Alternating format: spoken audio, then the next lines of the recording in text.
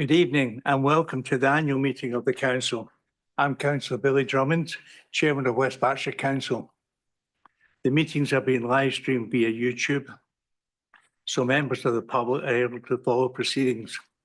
Council members are present in the Council chamber for the meeting. Any members of the Council who are in attendance remotely will be entitled to speak and ask questions when invited to do so by myself. The officers in attendance this evening are the Chief Executive, Joseph Holmes, the Executive Director for Adult Social Care, Paul Coe, the Executive Director for Children and Family Services, Anne-Marie Dodds, and the Service Director for Environment, John Winstanley. Sarah Clark, the Monitoring Officer, and the Interim Director of Resources will be the legal advisor for the meeting. I am assisted by Daniel Zarazel, the Clerk of the meeting, and by Sam Chiverton, who will be the Zoom host. Welcome to the Honorary Alderman in attendance. Before the start of this evening's meeting, I'd like to take the opportunity to remind members that we are subject to the Council's Code of Conduct, which requires us to uphold certain standards, including reporting respect.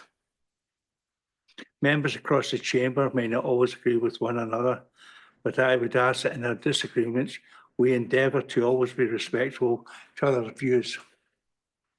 I would also ask members of the public attending this meeting, do not interrupt or speak outside your designated speaking slots. Also, please refrain from approaching councillors unless you're invited to do so. During the meeting, when a motion has been proposed and seconded, I will ask the Monitoring Officer to conduct a vote by show of hands. Before moving on, we have received the sad news that former West Berkshire Councillor Ian Tuck had passed away. He served as a member from 2011 to 2015 and will be sorely missed. Our thoughts are with his family. It is with great sadness that we also informed of the passing of Alan Thorpe. He was elected to the council in 1974 to 1979, in the council in 1974 to 79, and again in 1997, before standing down in 2000. For his services, he also became an honorary alderman in 2012. If anybody on the Conservative benches would like to say a few words. What's that? About Ian Tuck, yeah. Councillor Boyk. Thank you, Chairman. Yeah, very sad to hear about the demise of our former councillor Ian Tuck, who worked tirelessly when he was a member. I know he's been unwell for a long time, and his wife Helen must be absolutely devastated. My thoughts and my colleagues go to Helen. Thank you very much, Councillor. Councillor Brooks. Thank you, Chairman, and condolences to the Mrs. Tuck. Alan Thorpe. Not many people will remember him. I do. He was tremendous. And he had a sense of humour that you knew when he got up, you paid attention because this was going to be good. Do you remember, Graham? Do you remember Tony? I think he was a guy probably from Lancashire or Yorkshire. You could see him drinking Tetley tea or drinking Tetley beer, but he had a wonderful sense of humour. So he had that accent, he had the timing, and he could command this chamber. And of course, that's too easily forgotten. But beyond that ability to speak brilliantly, and I can almost see him and hear him doing that now as I stand here, the points he was making were always on point, crisp and to the point, with that lacing of humour, which I think helps so much in terms of getting things done and getting people to understand what you're trying to achieve. But he was also, with Keith Locke, a stalwart, an absolute stalwart in not only the district council, but within the Mortimer area. In fact, I think it was Alan Thorpe who knocked on Keith Locke's door and said, "You ought to be a councillor."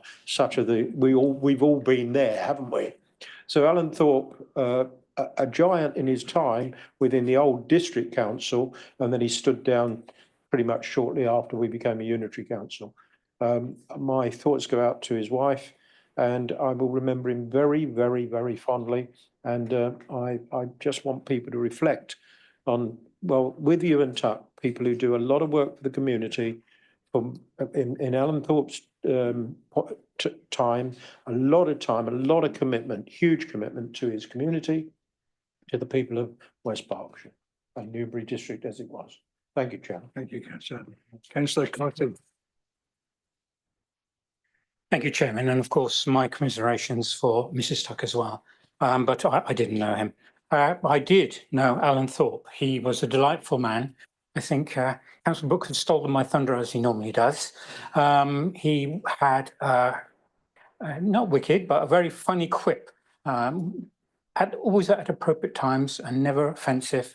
He was a lovely man. I was Chairman of Engineering and Planning when he was the Development Services Chair, and he was always kind and considerate, and he will be sorely missed. He was a very, very good and effective councillor.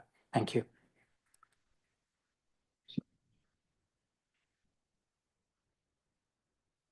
Moving on to agenda item 1, apologies for absence. I will ask the monitoring officer if there's any apologies for absence. Oh, sorry. Yeah. In memory of both Ewan Tuck and Alan Thorpe, please could we stand for a minute's silence in their honour?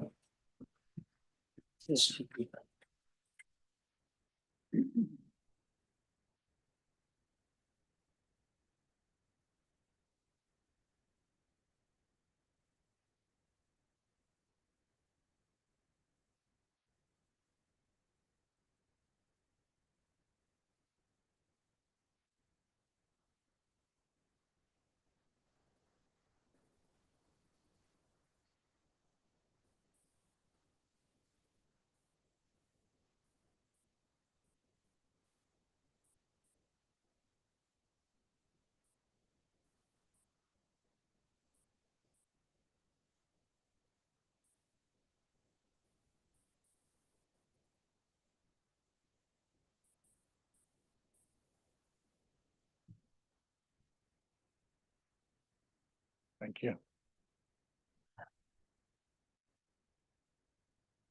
Again, moving on to agenda item 1, apologies for absence. Thank you, Chairman. We have received apologies from councillors Stephanie Stevenson, Nick Carter and Vicky Poole, and Honorary Alderman Hilary Cole, Emma Webster, Molly Locke, Graham Bridgman and Rick Jones. I don't know if there are any further apologies to be given. No, so thank you, Chairman. Thank you. Moving on to agenda item 2, the Chairman's remarks, and will be followed by the Vice Chairman's remarks. Since the previous council meeting, I have had several engagements. I did my last British citizenship, and I invited the Chief Executive, Joseph Holmes, which I'm pleased he did accept my invitation to see how we do the ceremony. I would urge as many councillors to attend the ceremony and to witness in pride our new citizens with the British families looking on. I laid a wreath at the 80th anniversary on the 8th of May. We will remember all those who fought and died for us. I attended 2 mayor-making ceremonies. The first was to welcome Councillor David Harmon as mayor and Deputy Mayor Councillor Sarah Slack. I then went on to Thatcher mayor-making, where Councillor Petra Penderton and it was made mayor, and the deputy was Mark.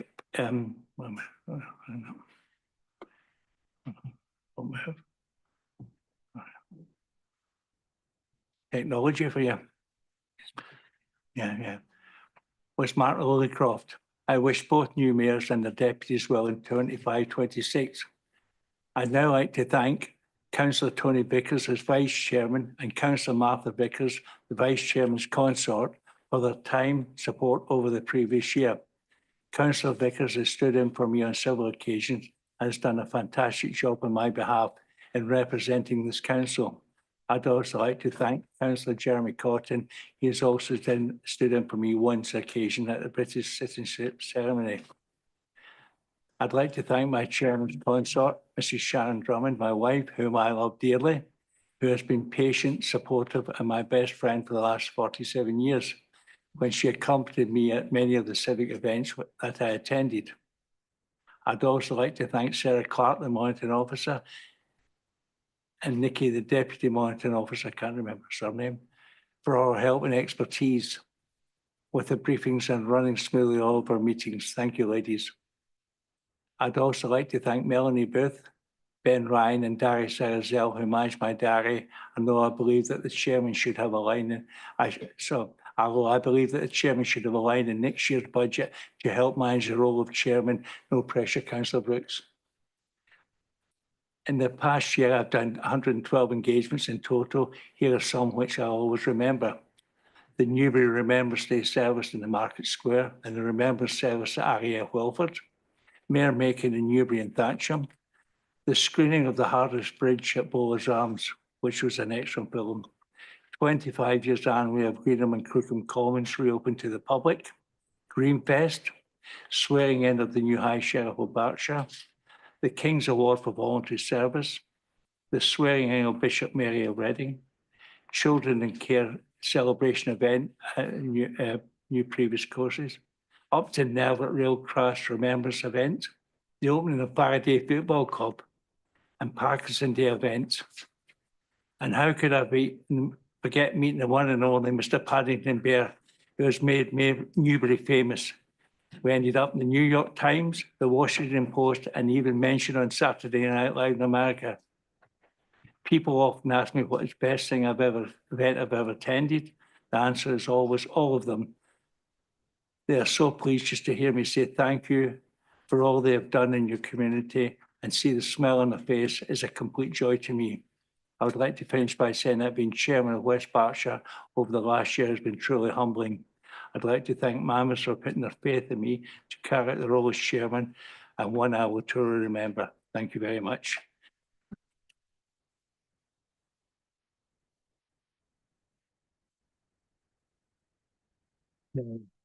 Well, follow that. My report as vice chairman is very brief because Billy's done the lot. He hasn't let me have a look in, really. I think I've had a total of 6 appointments, which is probably fewer than when I did the job 20 years ago. But, you know, we all know and love Billy, and he's going to be a hard act for whoever follows him. I wonder who that is. Right, moving on to agenda item 3, presentations. I would like to ask Sharon, my wife, to come forward.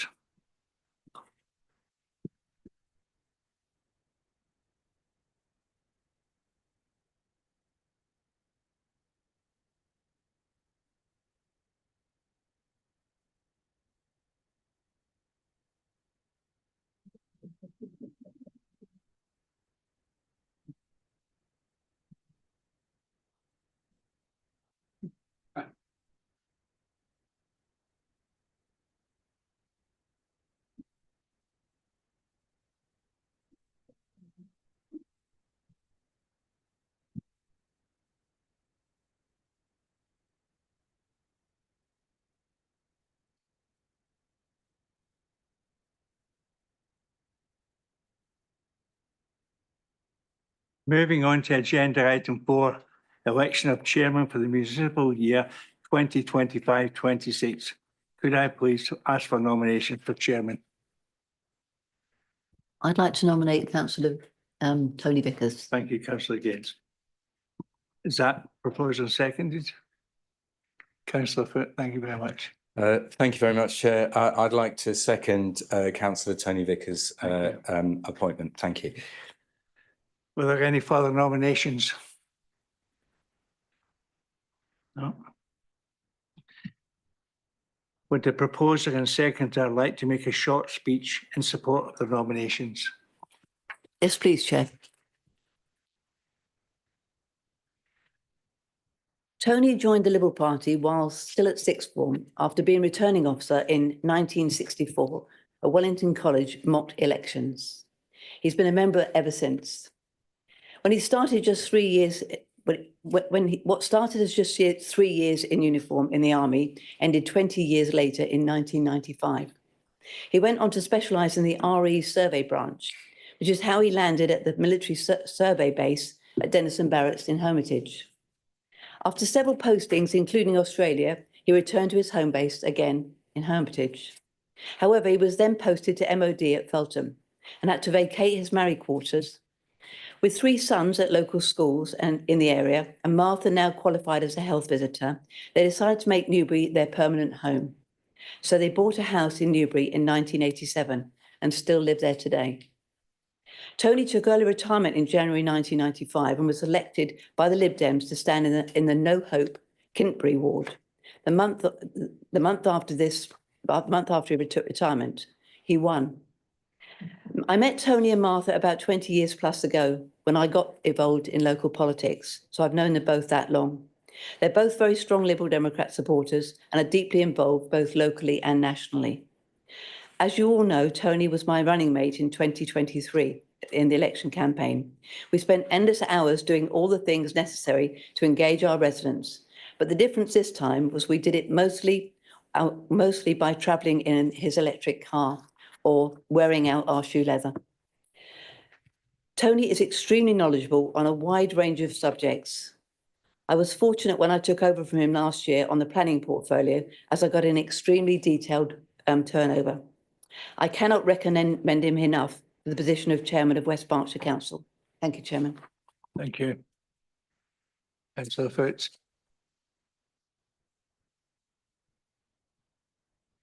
Thank you very much, Chair. If I could just add, Tony has a great ally and support in Martha, his wife. Their views on nearly everything are totally in tune, and together they make a very formidable combination. I know that Martha will be able to provide great support to Tony during his year as Chair of West Berkshire Council. Tony is a man of faith, and Tony's chosen the theme of Faith in Our Future for his year as Chair, and that title coincides well with Tony's worldview.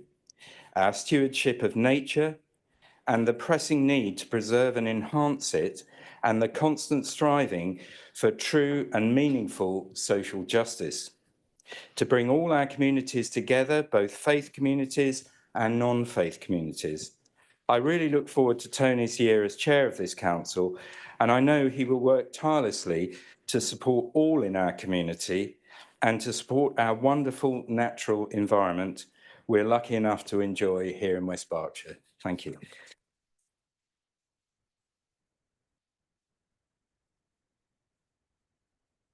Thank you.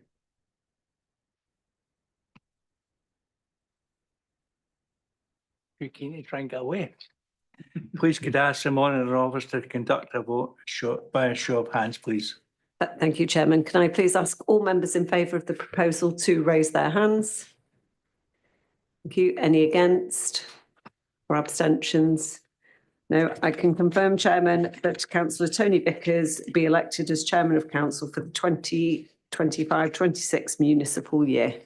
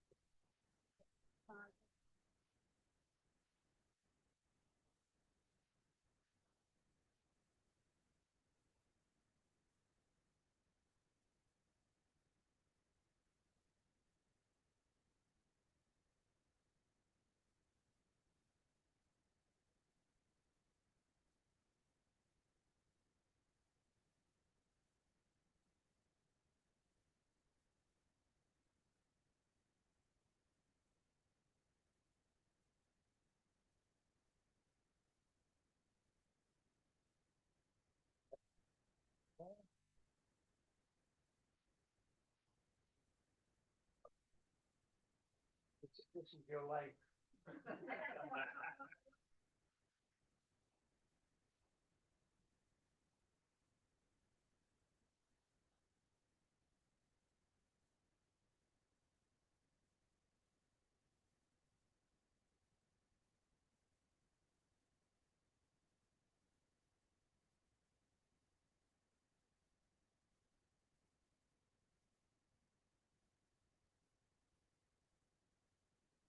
We now have, is that done? We now have the handover of consorts of the chairman. But Councillor Martha Vickers, come up here.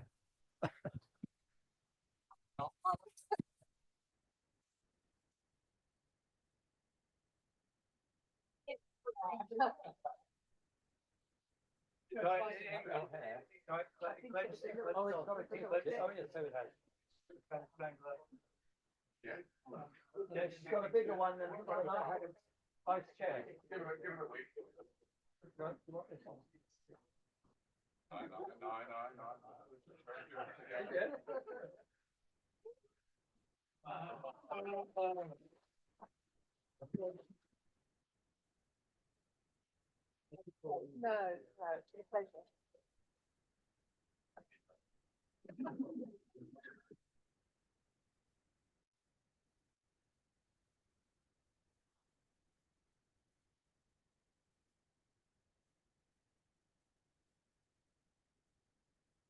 Chairman, Chairman.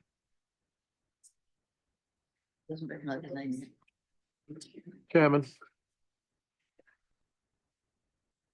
I wonder if I may draw attention to the fact that Councillor Drummond is now leaving with his consort, or about to. It seems to be becoming a convention, actually. Councillor Cottam did this last year as well. You throw off the paraphernalia of chairman and you head off with your wife consort for a meal, and well deserved. Well, but I have noticed. Thank you. Well done.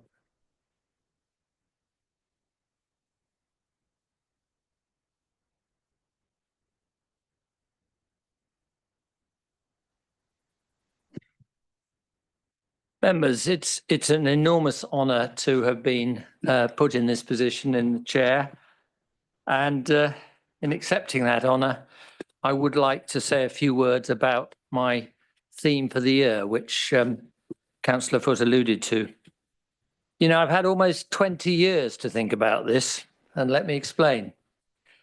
It's 30 years since I first took a seat in this very chamber, and 20 years since I last attended an annual council meeting as vice chair. But on that occasion, I was in the cheap seats because my party had just lost a by-election and lost control. So I didn't make it to this position. I see this role as, in a way, equally important as leader of council, if you don't mind me saying so, Jeff, albeit with far less responsibility and a lot more fun. You see, it's important not just because I might occasionally be able to silence the leader simply by standing up. Because although I remain a Liberal Democrat, as I did for 20 years as a serving army officer, being chairman is not about making those difficult policy decisions or spending priorities. On the crest, on this chain, it says forward together. Just want to reflect on that, because where are we going? Where are we going forward to, and who is making that journey? We live in probably the most worrying time of any of our lives, and it's really hard to have faith in our future. But I chose that theme because I want to show that here in this council and all across the district, people are doing things which deserve to be congratulated, and the word spread and will help to give us faith in that future. So I want to showcase from this position, where you can get some publicity, some of those great things that we know are going on. Some of them are directly being carried out by this council and its officers. some of them by our partners, some of them we may not know about, but are absolutely in tune with the strategy that we are pursuing. And of course, we live in this wonderful part of the country, national landscape, most of it, the North Wessex Downs. So surely we all want the future for all of our children, everyone's children and grandchildren, to be as safe, prosperous, healthy and enjoyable as it has been for us. So going forward together means being inclusive, and the left behind in our communities must be helped to come with us.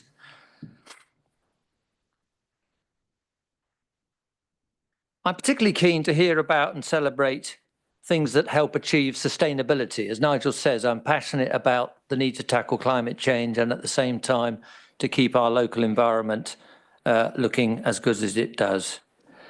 Because we've declared a climate and ecological emergencies in recent years, so let's look to see what people are doing about it. So there are three specific strands to my year as chairman. The first runs right through the year, and I want to reach every parish because they don't have a mayor to help them celebrate. That doesn't exclude towns, it's just that they do have mayors and parishes don't. So could all of you, colleagues, seek something out, an organisation, an activity, an event, a project that deserves recognition? And, you know, I'm an outdoorsy sort of person, I ramble a lot, no jokes please. An element of every event, if possible, should involve a walk, please. So have the organisers, not me personally, email chairman@westberks.gov.uk, and I've got a great team. We've heard about Darius, we've heard about Ben. They are doing a great job to help me represent you. If I can't attend, I'll ask my vice chair, and we'll come on to that in a minute. And in fact, any councillor can represent the chairman. As you heard, Jeremy represented Billy when I couldn't make it either. Two other things briefly, because I hope there'll be more about it on the website soon, that I want to do. I want to resurrect the Award for Excellence in New Development that was first established way back in 1996 by Gary Paulson when he was Mayor of Newbury. And at that time, the Mayor of Newbury had to be a member of Newbury District Council, member of the Charter Trustees. The Newbury Society has now agreed in principle to fully underwrite an architectural design award scheme in partnership with this council, but fully funded by the society, importantly. It's a charity that exists to promote excellence in and educate about our local built environment. I hope the first awards will be made before the end of this council year, because I'd like to make those awards. And secondly, in my ward of Hungerford and Kinbury, and just inside the North Wessex Downs, is a new charity which helps some of those left behind. Appropriately, it's called the Good Hope Farm. Its purpose is to allow some of our young adults with special needs, who they call farmers, enjoy outdoor exercise and creative work growing things under supervision. And it also uses a lot of volunteers who have anxiety problems and are recovering from mental health. So I think that's a particularly appropriate charity to help publicise. They're actually not short of funding because they're getting corporate sponsorship quite generously. What they are short of is referrals. So if that could be done, that would be great. So thank you, members. I will now move on to the next item of business, which is the election of the vice chairman for municipal year 2025-26. And from the chair, because she's not here now, I would like to propose Councillor Stephanie Stevenson as the vice chairman. Do I have a seconder? Delighted to second that nomination. I've got Unless competition Councillor there. Jeffrey is, I'll sit down. Councillor Jeffrey, thank you. I would quite like to propose. I had heard you might like to. Stevenson as our vice chairman. Thank you very much. There was talk, wasn't there, Leader, about a certain councillor, Martha Vickers, doing the job, but it really wouldn't work with the both of us, because if I'm away, she's likely to be away. So I'm sure she would be a great vice chair, but I'm nominating Councillor Stephanie Stevenson. And just a few words about her.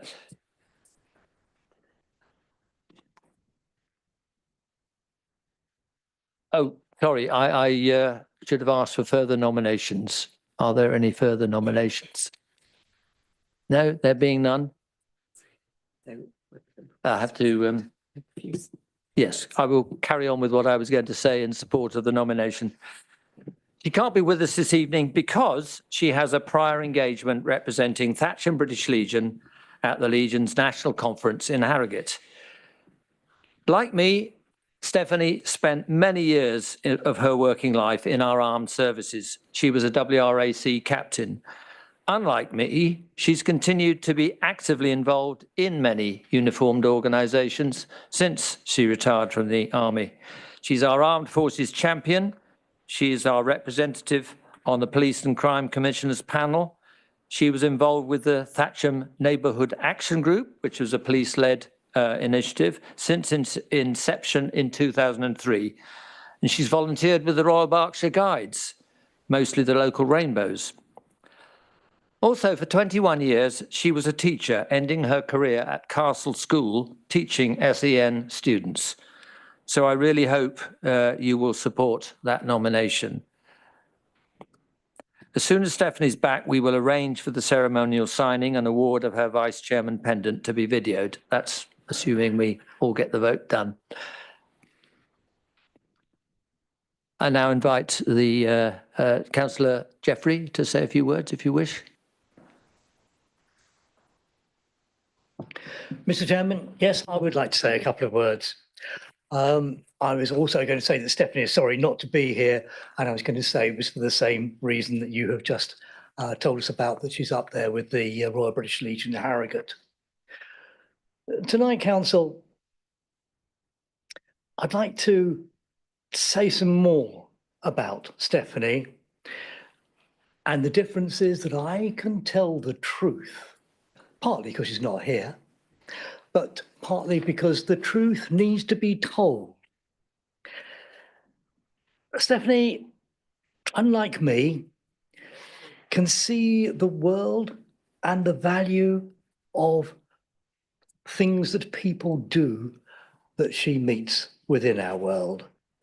So also I would reference her time in the Women's Royal Army Corps and being a guider for many years. But finally, after my entreaties over a number of years, she agreed to stand for Thatcham Town Council as a councillor. She subsequently said to me, "You didn't say I would be there every day of the year." And I replied to her, "I didn't tell you that you had to go ahead and be the mayor before your end of your first term of office." She was a fabulous mayor. She did a great deal to handle the left behind, the sometimes ignored groups and people that we have across the country, but certainly across our council and across the town of Thatcham. I hope that we're going to see, when she gets back from Harrogate, a vice chairman of our council who'll be fair, honest, straight, even-handed, and assiduous in her pursuit of making this council serve our community right the way across the entire district. Thank you very much. I hope that the council can support. Thank you, Councillor Jeffrey. I now ask the monitoring officer to conduct the vote. Thank you, Chairman. Can I please ask all members in favour of the proposed Vice Chairman to raise their hands? Thank you. Any opposed or abstentions? Thank you, Chairman. I can confirm that Councillor Stephanie Stevenson has been duly elected as Vice Chairman of Council for the 2025-26 municipal year.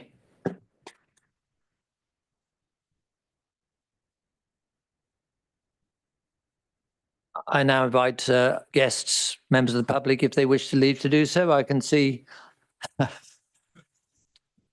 didn't need to wait for that. When he was in the chair, I think he warned us he was going to. Next item, item number 6 is minutes. We have 2 sets of minutes on the agenda and we will vote for them separately. I propose that the minutes of the ordinary council meeting held on the 27th March 2025 be signed as a correct record. Can I have a seconder, please? Councillor Brooks, thank you. Are there any amendments from the floor required?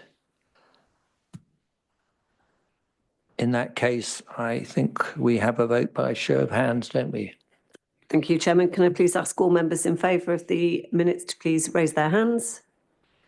Thank you. Any against or abstentions? I can confirm, Chairman, that those minutes have been approved. Thank you. And now the extraordinary council meeting held on the 1st of May 2025. I propose that that be signed as a correct record. Can I ask for a seconder? I'd like to second that, Chairman. Thank you, Councillor Gaines. Are there any amendments to that set of minutes? There being none, could the monitoring officer conduct a vote by show of hands? Thank you. Can I please ask all members in favour to raise their hands? Thank you. Any against or abstentions? Thank you. I can confirm, Chairman, that those minutes have been approved. Moving on to item 7, declarations of interest. I will ask the monitoring officer if there have been any declarations of interest submitted prior to the meeting. Thank you, Chairman. We have received no declarations prior to the meeting, and I don't know whether there are any from the floor. Are there any from the floor? There being none, we can move on to agenda item 8, updates from the committees. Council is just informed about the meetings that took place as laid out in the agenda item. There is no need for any vote. Moving on to agenda item 9, appointment of the executive by the leader of council for the municipal year. May I invite the leader of the council, Councillor Jeff Brooks, to announce the composition of his executive for the municipal year 2025-26. Thank you, Chairman. I am pleased to welcome Councillor McCann to the front bench as we revert to 10 members on the front bench. Now, I know we've been challenged about should we get by with 9, as we have done for the last 3 or 4 months since Councillor Sturgis stepped down. But something's hoved into view, and that is devolution and local government review. And that is going to take a lot of time from our executive front bench. And so I am looking for a portfolio holder to take that responsibility. And that will be Justin Pemberton, who will add that to economic development and regeneration and community engagement. Thank you for doing that, Justin. That's shining the lens on that. And our Ridgeway ambitions needs a bit of heft from the front bench. There's a lot to do and officers are working hard on that. And the quality of our submission will have a lot to do with whether that becomes a reality. So you will remember that Councillor Pemberton had public safety within his portfolio. That will now move to Councillor McCann. Councillor McCann has a lot of experience. He has spent over 20 years on Wokingham Borough Council and or Woodley Town Council. He brings that experience to the front bench. He brings experience from other authorities to that front bench. He's an exceptional chap, actually. He's different. Different in a way that brings rigour and challenge, in a way that, frankly, Councillor McCann, is a unique capability of yours. And I look forward to leveraging that across the council. He's also very knowledgeable about construction and the built environment. And therefore, he will take, as part of his portfolio, capital projects. I'm talking about school buildings. I'm talking about bricks and mortar, because we often slip on these things and our capital programme slips. Well, Councillor McCann, please have a look at that and see where your expertise can be brought forward to keep us online and momentum with those capital projects. Welcome to the front bench. And then I'll just go through them because I'm delighted to confirm that the front bench will continue with Denise Gaines, Deputy Leader, and remain as portfolio holder for planning and housing. Councillor Patrick Clark will remain as portfolio holder for adult social care and public health. Councillor Heather Codling will remain as portfolio holder for children's services. Councillor Ian Cottingham will remain as portfolio holder for finance and resources. Councillor Stuart Gawley will remain as portfolio holder for environment and highways. Councillor Nigel Foote will remain as portfolio holder for culture, leisure, sport and countryside. And Councillor Vicky Paul will remain as portfolio holder for transformation and corporate services. Now, why did I say it like that? Because it shows consistency. It shows those members staying on in those portfolios and doing and developing and achieving, because they get more and more familiar with how to get things done, which is what this administration is all about, getting things done. And I'm delighted with the front bench. I'm delighted with those who are remaining on the front bench. Thank you so much for what you're doing. I'm delighted to welcome Councillor McCann. I'm delighted with the backbenchers who continue to support that front bench, and we will continue to do very good things. This is a leader's appointment, and I couldn't have a better team on the front bench. Thank you very much, Chairman.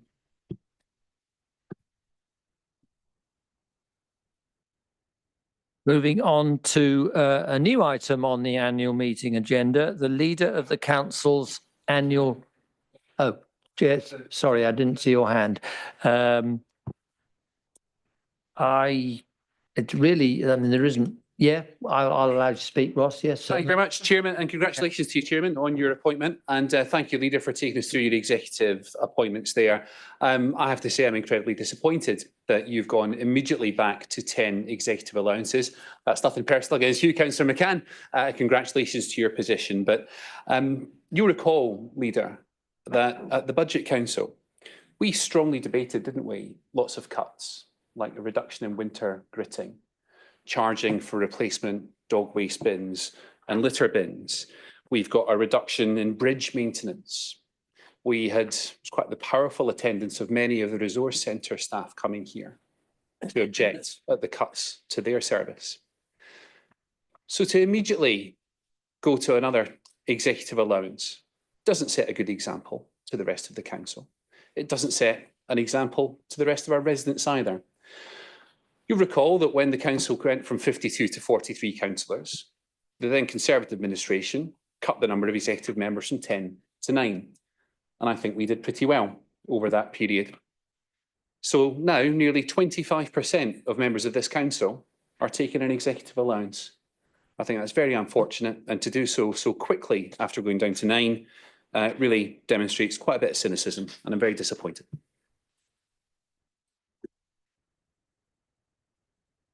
Councillor Brooks. Chairman, I note the Leader of the Opposition's point of view. I've explained that we have something that wasn't Point of order, Chairman. I believe we only get to speak once on a particular item. I think there's a verbal report here, and I'm not sure. I'll look to the monitoring officer.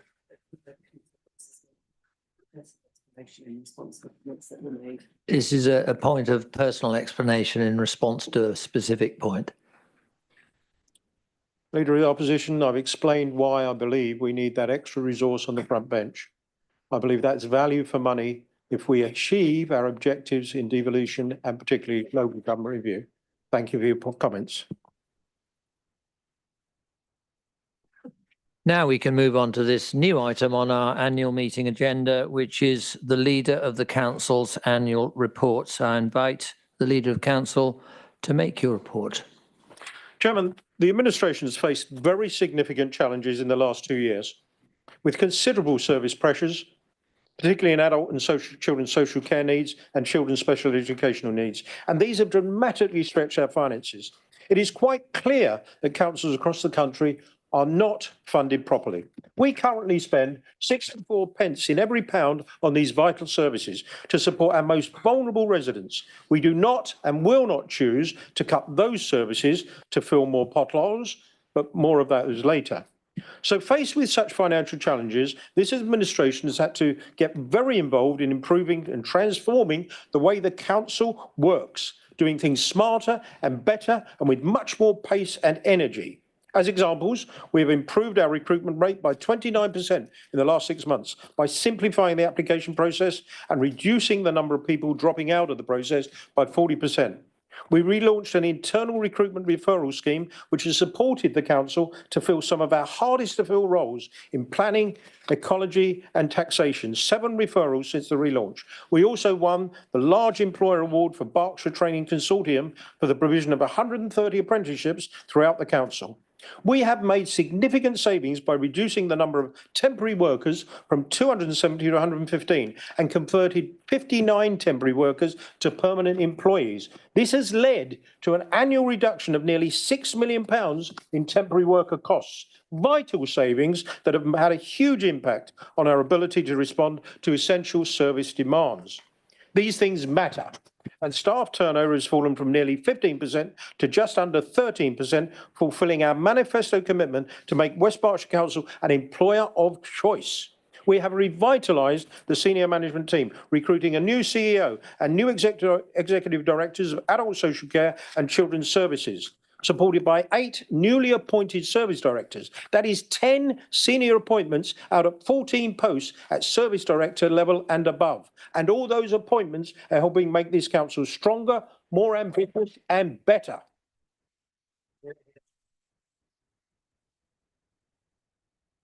So what will the public have seen as a result of this large body of internal work? Firstly, better support for our vulnerable residents. We have opened a new family unit at Walnut House in Thatcham, where families with difficulties can meet in the right environment.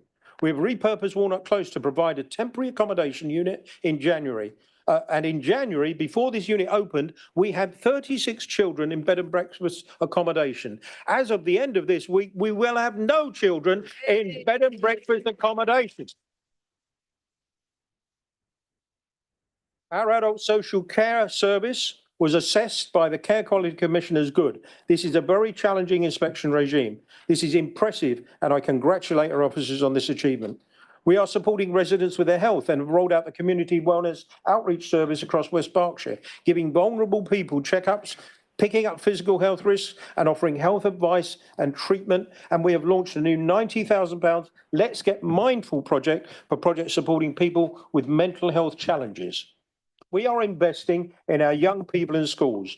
Falkland Primary classroom rebuild was approved and started. The Keyville unit, outdoor space for children with disabilities, was opened. We provided new classrooms for Castle School, rated outstanding by Ofsted, and Willink School. We've improved children's mental health support and SEND provision, opening the Carsett Thiel School and a social and emotional mental health facility at Kennet Valley Primary. We built a new college at Badgers Hill, and 99% of our children in West Berkshire have been offered one of their primary school preferences, with 94% being given their first choice of school. Our deep commitment to look after children continues. We launched a new foster carers recruitment campaign, resulting in 6 new carers in place, another 7 being onboarded, and a further 27 kinship families recruited. A projected 166% increase in carers for 25-26. 83% of children, 83% of children in foster care are now with West Berkshire foster carers, making a very real difference to many children's long-term outcomes.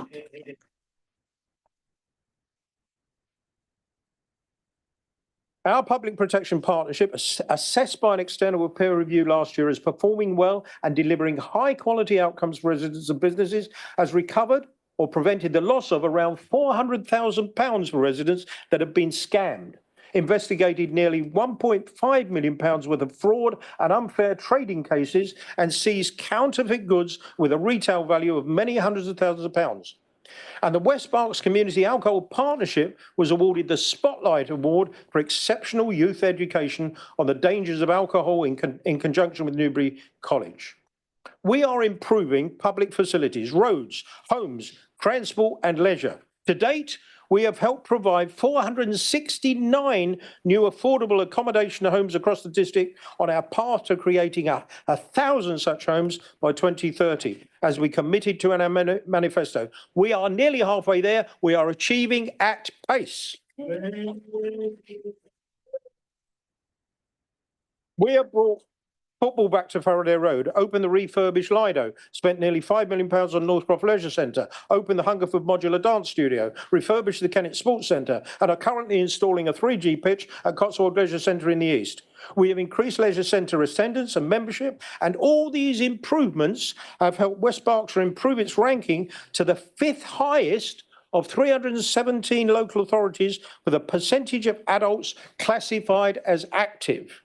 We are making roads safer and have reduced the depth at which potholes qualify for repair from 50mm to 40mm, meaning over 600 additional potholes are filled each year. 3,048 potholes were filled in 2024-25. And our investment in our highways means that nationally, England, our roads are in the top 30% for A roads, the top 16% for B and C roads, and the top 10% for unclassified roads, such as estate roads. We resurfaced over 42 kilometres of roads last year, and this will grow to over 60 kilometres in this municipal year. Now, we still get criticised for roads, but I ask motorists when they drive over the border into Oxford and into Hampshire, have a look at their roads and compare them with your own, because we stack up really, really well. We introduced a 20-mile-per-hour speed limit within Thiel in agreement with residents, and we are accelerating. See what I did there? This programme across the district with another 14 to be introduced in towns and villages this financial year. And we introduced new and on-demand bus services to help tackle isolation. And we are protecting the environment. Solar panels are being stored at Padworth HWRC and Kennet Leisure Centre. And we are the first local authority in the country to map the route to net zero. The Graiseley Solar Farm will power us. You see what I did there? Will power us, all right, suit yourselves, and onto that target. And I am reiterating our commitment to achieving carbon neutrality for this council by 2030 as promised in our manifesto. We will get there. We have pioneered Turbocharge, the first council in the UK to do so, with 13 installed to date and an additional 72 EV charging points across the district installed or in progress. Our Newtown HWRC was awarded Top Tip Award by the Local Authority Recycling Advisory Committee, and our overall recycling rates have increased to 53.4%, moving us from 84th out of 320 councils in the 22 league tables to 49th in 2024, putting your council in the top 15% of councils across England. We have introduced coffee pod and vape recycling. Plastic pots, tubs and trays, as well as batteries, are now collected at the curbside. And 56% of residents now pay less for their green bin than before we came to power. £2.4 million is being invested to safeguard our precious local chalk streams, and an extra £1 million has been invested in drainage schemes and flood risk mitigation across the district. We've also launched the Kennet and Avon Canal Towpath Improvement Programme, making it much more accessible to more of the community. We have 3 overarching principles, as you will see writ large in our refurbished reception area. Customer focused, integrity, and fairness. And it was that fairness that led to us refunding nearly £400,000 to people who were wrongly charged with community infrastructure levy on their home building projects. The only council who have rectified this dreadful injustice, and I hope there are many more councils who do the right thing and put this right. We introduced a service catalogue to town and parish councillors, empowering them to keep their libraries open for longer, or have a pop-up library installed, or take over litter and dog bin emptying and hedge trimming, and generally providing the service that suits their community best. We have completed or are in the process of completing 57 of 87 manifesto pledges. That is 65% in the first 2 years. This Liberal Democrat administration is delivering at pace and driving change across all areas of the council. We are demanding a great deal from our senior managers. I thank all of them and all our staff for the work they're doing and their commitment. I say to them, be proud of what you do here and know that we want what you want, the very best for our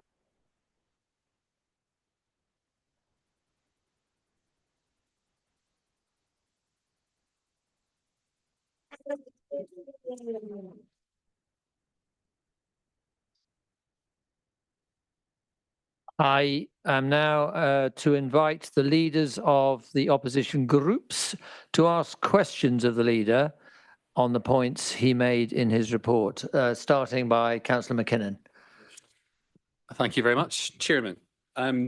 They say that creativity, David Lean, the film director, wasn't it? Remember him? Creativity begins on the cutting room floor. Question. What left on the cutting room floor there? I have to say. I think it was in 2015. My little button floor. Yeah, I saw that.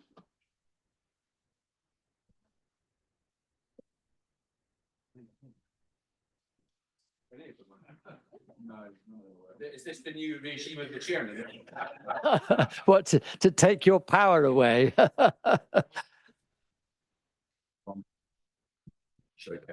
This was working. We've all gone. Hello. Ross, this is working.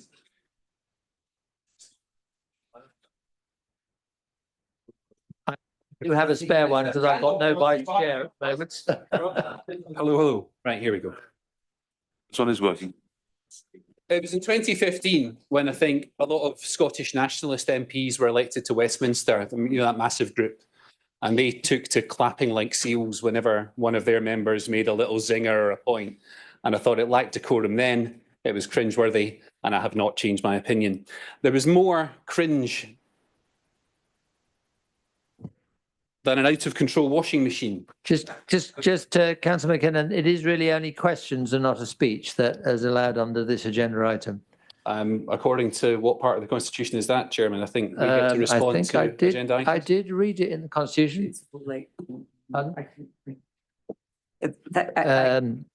We will come back to you. I did check this out, but I didn't make a note.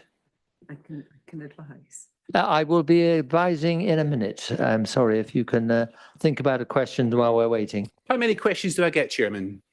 There's no limit on the number of questions, but they just have to be questions. Does the leader agree with me that?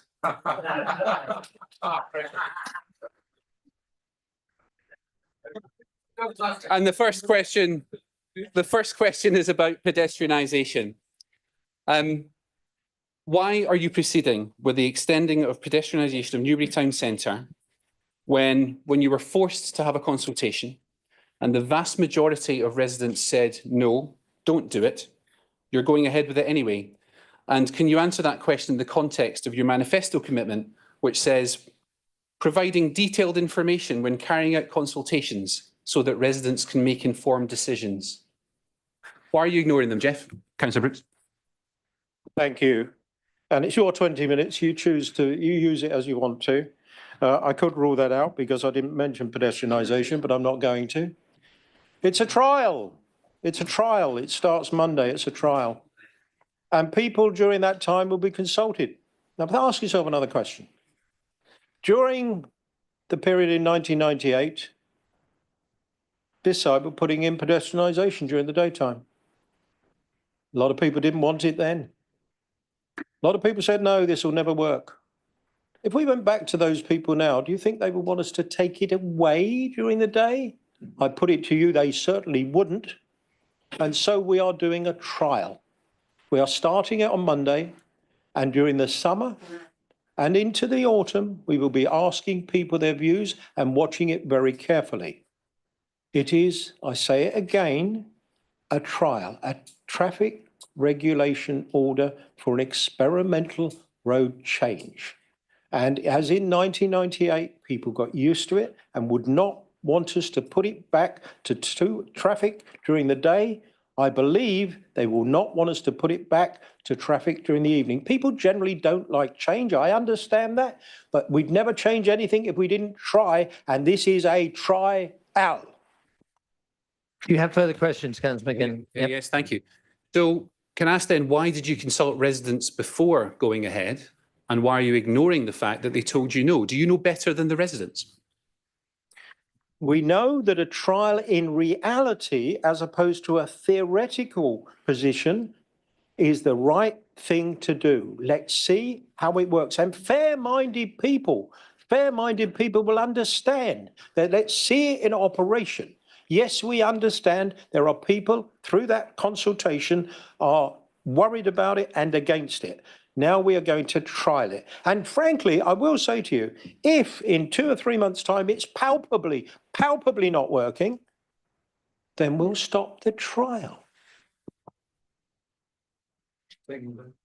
I heard it was in your manifesto. Thank you for that answer, Councillor Brooks. I heard there it was in your manifesto. Do you know what else was in your manifesto, Councillor Pattenden? Providing detailed information when carrying out consultations so that residents can make informed decisions. The residents didn't make a decision. The resident said no. The leader says it's a trial. We know better. No, it's not a question, but you'll get one in a wee second. 3 weekly bin collections. What was the results of the consultation on that, leader? Now then, again, not mentioned in my speech, however, what I'm going to do, sir, is before the next executive meeting, I'm going to check just how many consultations the Conservative administration did in 18 years and how many times they ignored them. And when I've done that, let's just compare.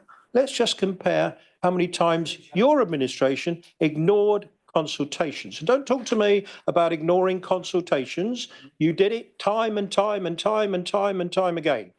Okay, now, 3 Binley week, getting to the point. 3, I don't duck issues, Councillor Bowick. You should know me well enough by now, right? 3 weekly bin collections have been implemented up and down the country. We are not in the vanguard or pioneering this. Now, I have to say my own research is most areas didn't want it.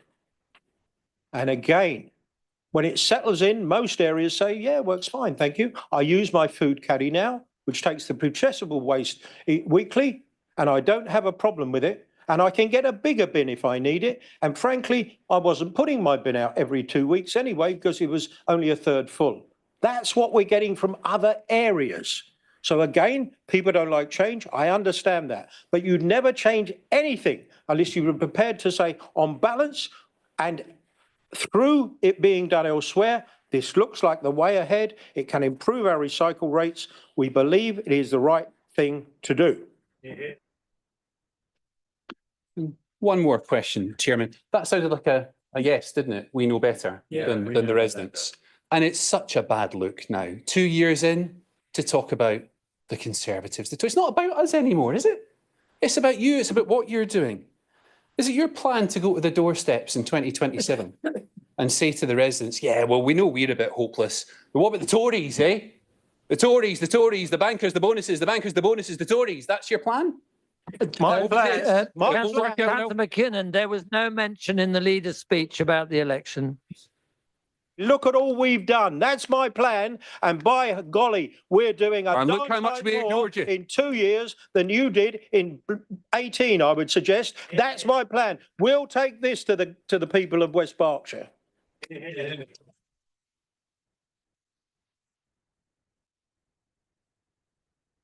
I think it would be useful if the monitoring officer gave you the clause and then perhaps the other opposition leader can prepare their questions when you're finished, Councillor McKinnon. Have you got that to hand? Sorry. To clarify, this item has been introduced under changes that were made to the Constitution in March this year. And the relevant provision is 8.9 of the meeting rules at Part 3 of the Constitution, which permits the leader to bring an annual report to council. The leader is permitted 10 minutes to present their annual report, and then the leaders of the opposition groups are given the opportunity to ask questions on matters raised in the report for up to 20 minutes. So the item cannot take longer than 30 minutes. So that is to clarify the provision. And we allocated most of that 20 minutes to you, quite rightly, Councillor McKinnon. I think 14.6 precisely is on my notes. Thank you very much indeed, both of you, for that answer. It is difficult actually responding to points. I know, Chairman, you said, oh, we didn't mention that. I mean, you went at a heck of a pace there. I mean, we needed a bit of a transcription happening live to talk, if we're not allowed to talk about what you didn't mention. I mean, there was more spin than a jet engine there. Let's have some decorum, please, members, please. I'm going to ask you another question. What mistakes you've made this year that you wish you hadn't? I make mistakes in my household every day of the week. There's a lot there I would rather have not done. As for a jet engine, I'm reminded of when you switch it off, it just keeps going whine, whine, whine, whine, whine. Does the leader of the minority party wish to ask any questions? Thank you, Councillor Marsh.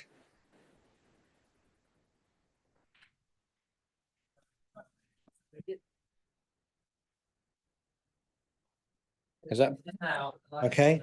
Lights on. Try again. Oh, Chair. it's gone off again. Thank you. Better. It was clapping earlier. I think there's something wrong with that. I hope that hasn't eaten into my rather modest amount of time I've been allocated. Don't have a lot to ask. Probably not a good point, just following on from what Councillor McKinnon said about the membership of the executive. It may not be the time to mention that, which I agreed with incidentally, that we would abolish the executive altogether, saving even more. And I know there are members in all parts of the chamber who agree with that, but that's for a future meeting, perhaps. We don't engage in the kind of political tit for tat that sadly goes on between the two old parties. I do have a couple of questions. One is, you talk about climate change, and we sort of feel, as of course it was originally the Greens who proposed the target, and the council supported that. So we're delighted to hear progress is being made, although it seems to have slowed a bit, and everything seems to be going in. Pretty much most of the emphasis is on Graiseley Green, and we think there's a 20% gap. Can you answer that point? In your strategy document suggests that there's a 20% gap. You may not have that information, in which case we'll take it. I know there's a 20% gap, and we're going to close it, and we're going to bring plans forward so to do. There is some financial demands on that 20% gap, but we intend to close it. I will say that to Councillor McKinnon, and I hope you'll give Councillor Marshall just a little bit extra time. I could have asked you to put questions in ahead of this. This is a free hit. I didn't know what your questions were likely to be. But one thing in the David Lean reference, he directed a film called Great Expectations. And the people of this district can have great expectations about the things we're going to do for them. Over to you again, Councillor Marsh. Turning to pedestrianisation, or as we prefer to think of it, a traffic-free period in the town centre, which incidentally the Conservatives supported when it was in the Newbury Vision prepared by Hemingway Associates, a document that was signed off by none other than Councillor McKinnon. I'm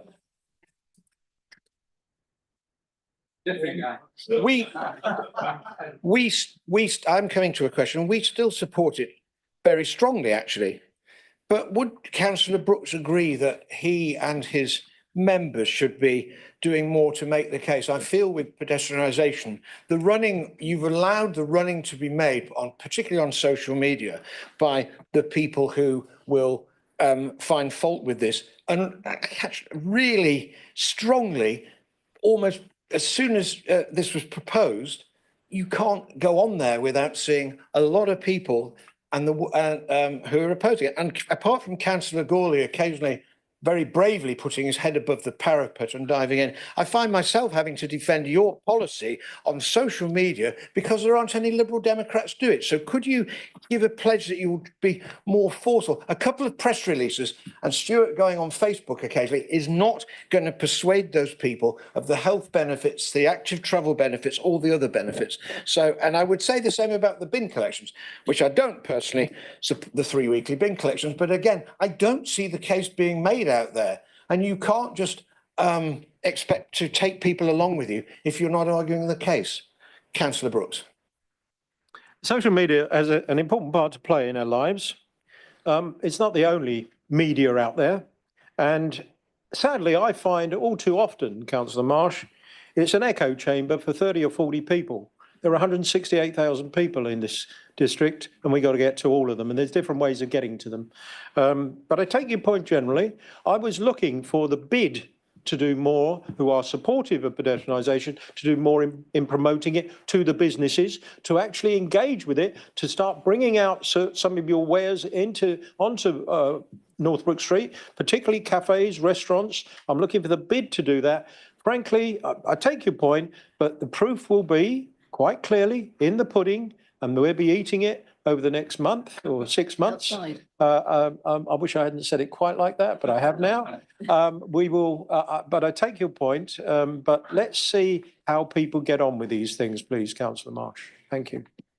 If I've got Give you a time bit for more time, councillor Marsh. one Yep. final point. So, as I say, we're grown-ups. We support you when we agree with things that you're doing, and there's loads of things, some of which you've referred to, such as the 20 is plenty, such as Faraday Road, such as the Sill, which we campaign for and strongly support you on all those things.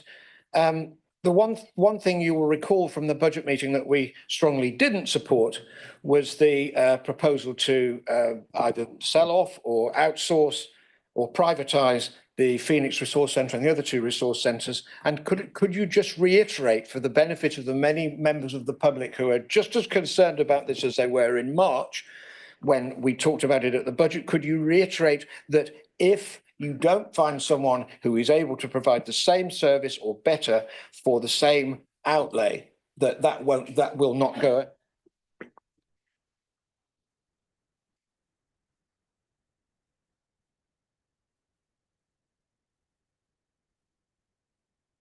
Yes.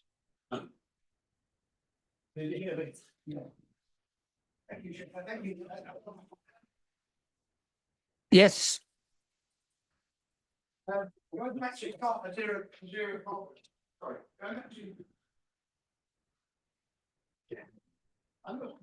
Can we, there seems to. Yeah, I don't. Systemic sound system. Turn mine. Thank you. Thank you very much. I'm happy. Just going back to there was one other question that occurs to me about Graiseley Green, which I mentioned earlier. Does anyone bid for it? Procurement process is ongoing. The point about the resource centres I come back to, because I didn't have a mic at that time. We are now looking at all the users and mapping them against what is out there in those 3 different localities, Hungerford, Newbury, and in the east near Calcott. And I repeat what I said here at the budget meeting. If it doesn't work, and it might only work in part, we've got to look at it very carefully to make sure we re-provide those services. It is not a small amount of potential saving. This is quite high. And I'm sorry about the anxiety that families are going through. But you know, I'm going to just make people aware through this question that inflation has been running over the last 2 or 3 years higher, much higher at times than the tax increases we were able to implement of 4.99%. So you'll remember, Councillor Marsh, that inflation went up to 11, 12% over a 2 to 3 year period. It fluctuated, but it was generally always above 5%. Do you understand, do you know just how much that hit has been to our revenue budget? Because let me tell you, it has cost us £12 million per annum because we were not able as a council to keep up with the inflationary pressures. That is why, Councillor Marsh, we're having to look at that, and we do need to look at it because we have huge financial pressures, as you well know. But the assurance is still there, sir. I'm going to adjourn for 5 minutes while officers sort out the sound system problems. I mean, you can leave and have a comfort break if you like, but I'm going to stay in the chair rather than go through all the standing up and down, because there's clearly a systemic problem, I'm told.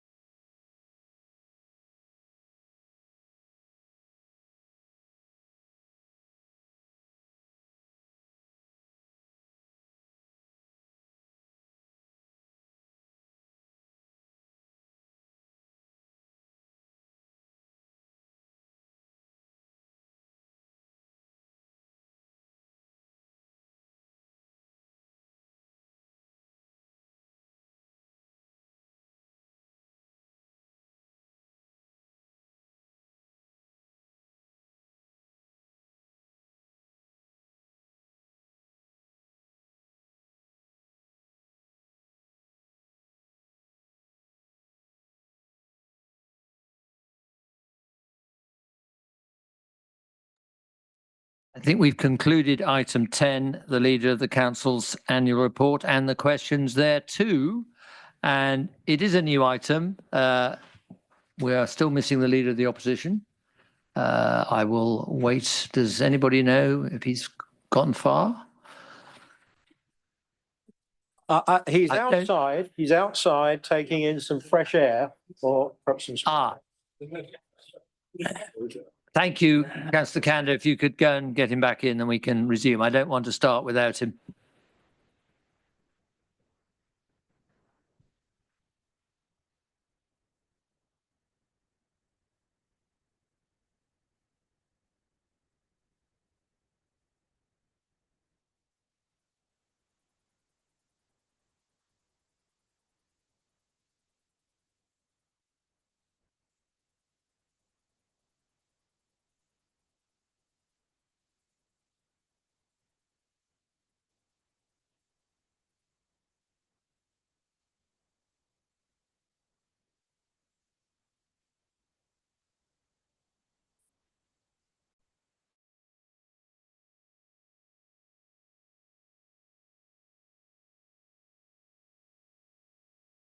Amendments to the Constitution to support changes to overview and scrutiny arrangements.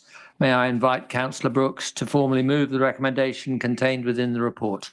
I formally move this. Can I now speak to it? You're going to second. We need a So seconder. I'm moving the recommendations. And I'd like to second that, Chairman. Thank you, Councillor Gain. Councillor Brooks may introduce the report. Thank you, Chairman. We've been looking at how effective our scrutiny process is, and there's been a lot of hard work done through the two scrutiny committees, becoming committees now, in health and in general, the overarching scrutiny committee. But I looked at planning advisory group, transport advisory group, and environment advisory group, and I thought we can make this a little bit stronger. We can give this body, this process, a bit more power. And an advisory group is just that. It meets, it discusses, it considers, and provides some advice, but it should be able to do something, make decisions and recommendations with more clout. I was also persuaded by Anne-Marie Dodds and Councillor Codling that we should have a scrutiny committee for children, education, children's family services. That committee will contain members of the public, school governors, and young people, shining a lens on those service areas. That made sense to me.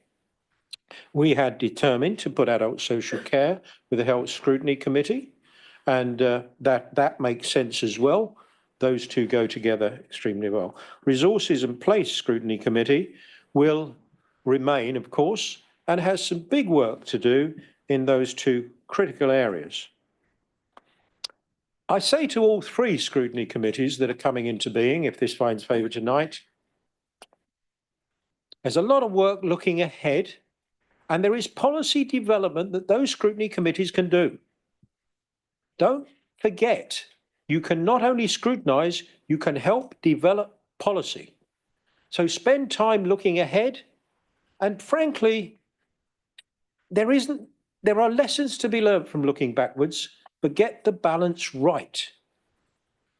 On top of this is a policy development group that will come into being at the behest of the executive, but not as a standing committee per se, but a group that we put together to help develop a policy and make that available to all members in the authority to be part of to help develop that policy.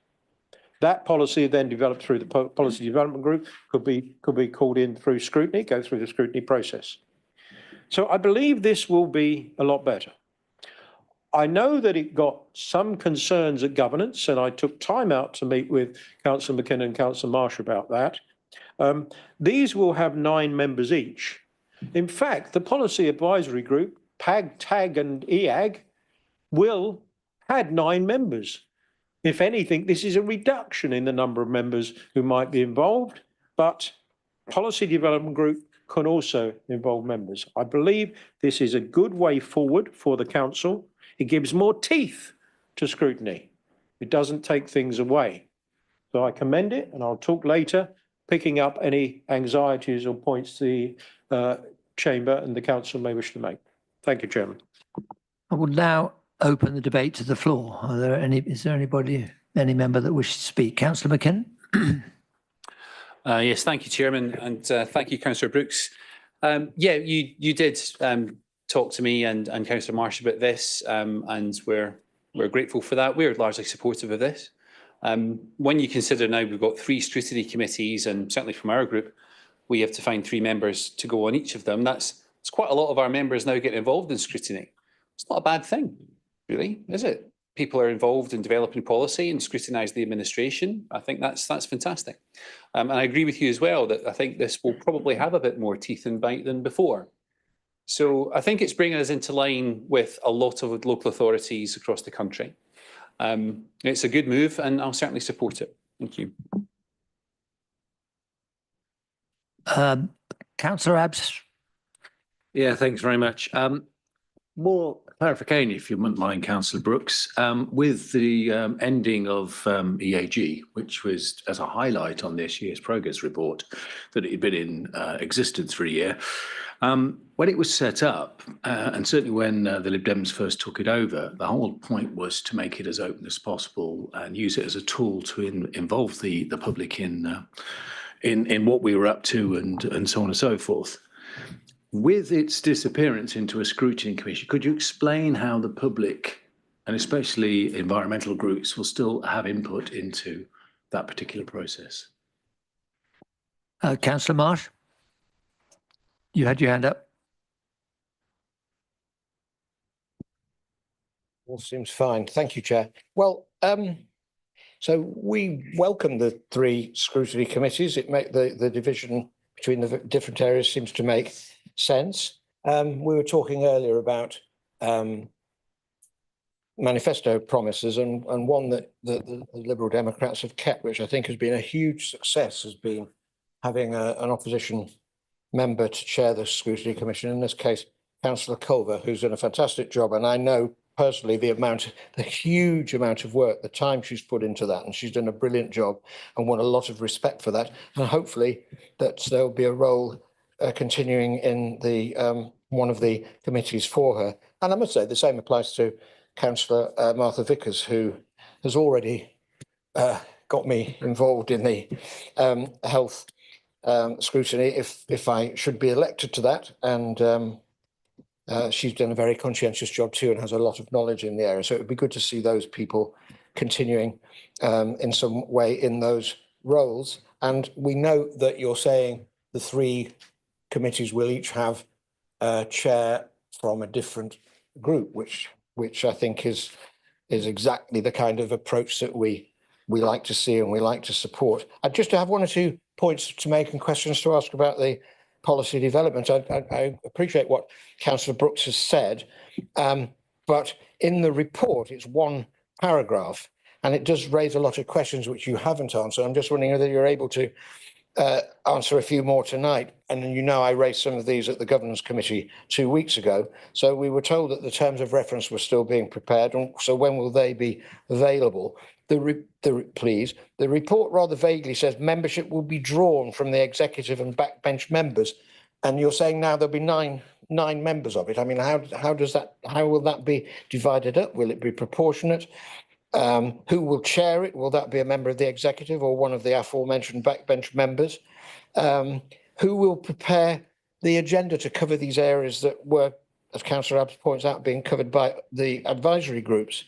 I mean, as a member of TAG, for example, the portfolio holder, currently Councillor Gawley, and the officers prepared the agenda and the issues that we were going to consider. Who's going to be doing that and how will that work? You may not have all this worked out, I don't know. And then finally, we seem to be asking to vote for the 3 new committees and for this, and we're having to rather take it on trust Councillor Brooks. I hope you agree with that, because there's very little information about it. Any more information you can give now, or if you could tell us when we will have more information, would be extremely helpful and appreciated. When this first was mentioned, I thought it was going to be called the Policy Development Committee. And going back to my earlier remark about abolishing the executive, I thought, great, we're getting a committee to draw up policy, not relying on the strong leader and executive model. But this seems to have been scaled back somewhat from that. I'm sure it will still have a role to play, but we don't actually know quite how I that's think going to you work. had over your time. Thank you very much, Thank you. Chair. I think that's clear. Councillor Codling. Thank you, Chairman, and congratulations on your new role. I just wanted to say I'm really pleased that we now have a children's scrutiny. I think children's service is now much more front and centre, particularly this administration supporting that. We've invested a lot of time and effort in that department, and I'm absolutely delighted we're going to have this, and it will give the wider public a better understanding of what the service delivers, and it will bring other people in to find out what goes on. So thank you. Councillor Culver. Thank you very much, Chairman, and my congratulations on your appointment as well. I very much agree with what other members have said. We do need more scrutiny of children's services. I think that's very welcome. And as I've gone around the country meeting other chairs of scrutiny, it's highly unusual for us to have one scrutiny commission with only health hived off onto another committee and not to have lots of separate ones. So I welcome that. However, I have expressed my disappointment, and I expressed that again, that there wasn't consultation with the scrutiny commission itself about these changes. It went to governance, but it didn't actually come to the scrutiny commission, and the experienced members of that commission would have had an input into that process of discussion. Councillor Marsh has mentioned about the Centre for Governance and Scrutiny advice, and it actually says in the paper, the CFGS found that where this model was adopted, this model being the creation of a policy development group, the executive was effectively dictating the work of the policy development committee, and in doing so removed their independence. As such, they became talking shops that achieved little. So I think we need to be really careful that when we have this new policy development group, we are very clear about its remit, its membership, its processes and so on, and that it doesn't overreach, and that the process of scrutiny is respected, both in terms of its scrutiny and its policy development role. In terms of number of meetings, I note that we're down for 5 meetings. The last 2 years, we've had an average of 7 meetings a year, and I'm concerned about the amount of time that the clerks have for these meetings. I want to take this opportunity to thank Gordon Oliver, who's been clerk to Scrutiny Commission, who is absolutely superb. And I will miss him. I understand that he's not going to be on the same committee that I'm going to be on. And, you know, he's done a fantastic job. And also Vicky Phoenix, I'm sure Martha will second, has done a great job as well. But yes, we will need a lot of officer support. It's going to be a lot of pressure for them. I would also make a plea, please promote our handbook. We do have a West Berkshire Council scrutiny handbook. It's not mentioned in the Constitution or terms of reference, and I think it needs to be, because it's essential for people's development and understanding of this task. And please, can we support people with training as well? I've been to LGA training, I've been to CFGS training, some of which I've had to subsidise myself because the council hasn't had the resources to do that. And if we're going to have 3 chairs, I think it's really, really important that they have that training, that they can get out around the country and meet other scrutiny chairs, because that's been absolutely essential for my learning. And then I'd just say that the changes to the Constitution, there's still nothing in there to say that corporate board can block the publication of a report. So that remains an issue that this council hasn't dealt with. And it mentions about non-statutory and co-opted members to the committee, to the place and resources, but there's no information about how we will co-opt those people, who they might be. So I think some more feedback from the leadership of the council about how they think that will work would be very welcome as well. Thank you. Thank you, Councillor Culver. Are there any more contributions? Just from the chair, I think it's appropriate to comment on something you just said, Councillor Culver. As a chair now here, I thoroughly agree with you that chairman of anybody needs training. It's a job that can be, you know, enormously enhanced if people really know how to hold that position. Also, my experience was we used to have 3 scrutiny commissions. I was vice chair of one, when the Conservative Party was running the council something like 15 years ago. But it then went down. I'm really pleased it's going back up. But I will now revert to the leader to summate, unless the seconder has something to say. Councillor Gaines, would you like to second the motion? We took a long time deliberating this new process, and as Councillor Codling has already said, the areas that we actually spend our most money on are adult social care and children and young people. And having these two scrutiny committees that are actually going to be dedicated to those two areas is exceptionally important to make sure that what money we have got and what money that has to be spent is spent well. The policy group, I think, is going to be a great idea because it's going to allow everybody in this chamber, or shall I say every member in this chamber, to contribute to how things move forward. It will allow you to dip in and dip out of different policies you're interested in. So if you're interested in transport and you see a policy paper coming up on transport, you can join that committee. If you're actually in the health side or whatever, all of those things will actually allow you to be input into any policy paper we take forward. So I think it's an amazing change to the process and a great initiative. Thank you, Chair. Councillor Brooks, I think you've got a number of quite useful comments to respond to there. Firstly, Chairman, corporate board, don't block anything here unless we can't afford it or it's legally not possible to do. Councillor Culver makes a reference to a report that the Scrutiny Commission decided needed more work. It was not the corporate board blocking anything. Councillor Abbs, in terms of environment, on the Resources and Place Committee going forward, the chairman, who will still be a member of the opposition, can call any group in at any time to talk about anything in terms of environment. That will not change. The Policy Development Group, you're not voting for tonight, Councillor Marsh. You were trying to vote against it in the Governance Committee, but actually it's a function of the executive. Nothing in the recommendation tonight asks you to vote for it. However, you know the executive can launch all sorts of working groups, and what it's going to launch is Policy Development Group with perhaps subcommittees, calling witnesses, open to the public. Any backbencher wishing to be on that policy development can be there. I will come back about the numbers. The numbers may change. We may say this is a light piece of work and actually it should be 6 or 7 members, or it may be a very heavy piece of work and it's 12 members. Flexibility. And Councillor Culver, you always look, it seems, perhaps I should be more generous. You always look for what might go wrong. But frankly, why don't you look for what might go right? We're not dictating. We won't be dictating the policy development. We're opening up policy development. We want the council to do more. We want your committee to do more. We want Councillor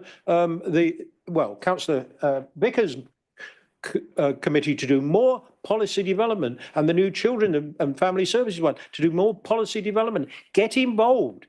Start being that policy development conduit. And the Policy Development Group will be there for what is a big programme to do some specific policy development. So I will bring those terms of reference in the fullness of time, but let's not think we're voting for something tonight that we're not. And I hope I've picked up your questions. But again, as soon as I see anything going a little bit awry here, you see me reach out. I reach out to you, Councillor Marsh. I reach out to you, Councillor McKinnon. I reached out to you, Councillor Culver, and said, come in and talk about it. What's gone wrong here? Can we put it right? And that's what I will continue to do. Thank you. Thank you. We're now at the stage where I'm asking the monitoring officer to conduct the vote to accept this report and changes to the committees by a show of hands. Thank you, Chairman. Can I please ask all members in favour of the proposal to please raise their hands? Thank you. Any against or abstentions? Thank you, Chairman. I can confirm that that item has been carried.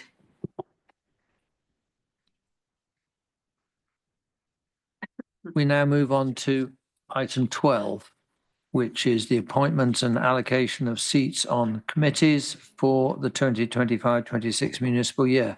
I'm inviting Councillor Brooks to formally move the recommendation. Happy so to move. Thank you, Chairman. Can I ask for a seconder? Can I second that, Chairman? Thank you. Do you wish to reserve your right? I reserve my right, yeah. Yes. Press the wrong button. Councillor Brooks, please introduce the report. So, Chairman, this implements our changes to scrutiny. It also, in the time-honoured way, puts forward the basket principle of how seats will be allocated on the various tables that you can see in page 86 and 87. The changes, as I say, are within Health and Adult Social Care Scrutiny Committee, Resource and Place Scrutiny Committee, Children and Young People Scrutiny Committee. We are increasing the number of people on the Personnel Committee to 7, because once or twice that's been rather tight on getting it quorate. So I put it to the council that this is appropriate in terms of moving forward as a structure and allocation of seats on committees for the next municipal year, Chairman. Thank you. I now open that item to debate. Anybody wish to comment on that? No, didn't think there would be. Do you wish to say anything, Councillor Gaines? Nothing further to add, Chairman. Anything more to add, Councillor No, Brooks? I put it to the council as the right way forward. I would now.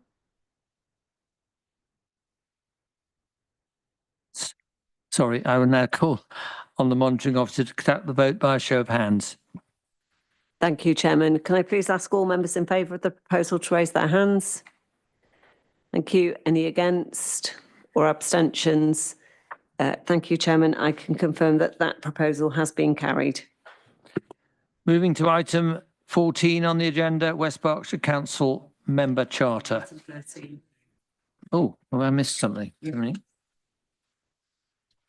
Sorry, outside bodies, item 13, appointment of outside bodies. There's a few of them for the leader to announce. I move that, Chairman. I'd like to second that, Chairman, and I'd like to reserve my right. Thank you, Councillor Gaines.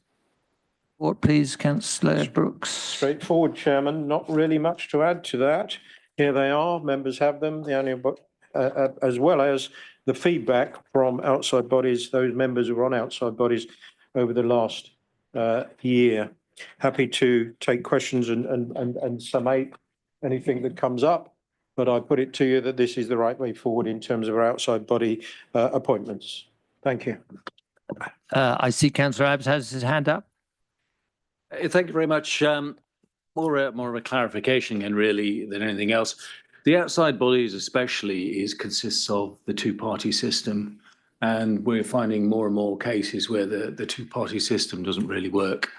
If all the local election results are anything to go by, we might have 4, we might have 5, God knows how many parties we'll have sitting. And there's many scenarios that are starting to occur where things are done as a two-party system, but in fact, 5 independents, all sorts of combinations might come forward.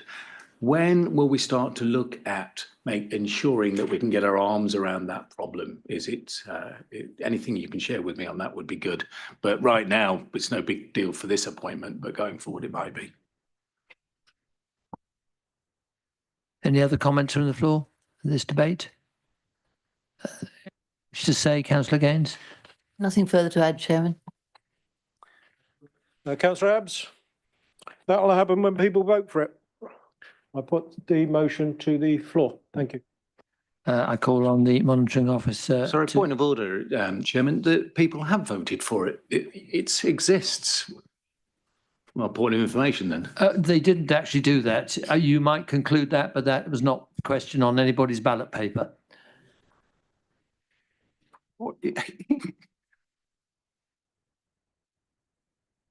I would now call on the monitoring officer to conduct the vote by show of hands. Thank you, Chairman. Can I please ask all members in favour of the proposal to raise their hands? Thank you. Any against or abstentions? Thank you, Chairman. I can confirm that that proposal has been carried. I now move on to agenda item 14. West Berkshire Council Member Charter. Busy night, Councillor Brooks, it's you again. Would you like to move that motion? Happy to so move. Thank you, Chairman. Do I have a seconder?